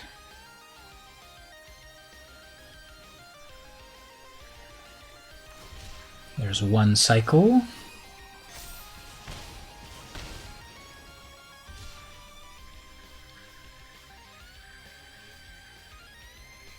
And I guess no more cycle on that. That's fine. Okay, again, if they go for the Planeswalker, that'll be a fine distraction.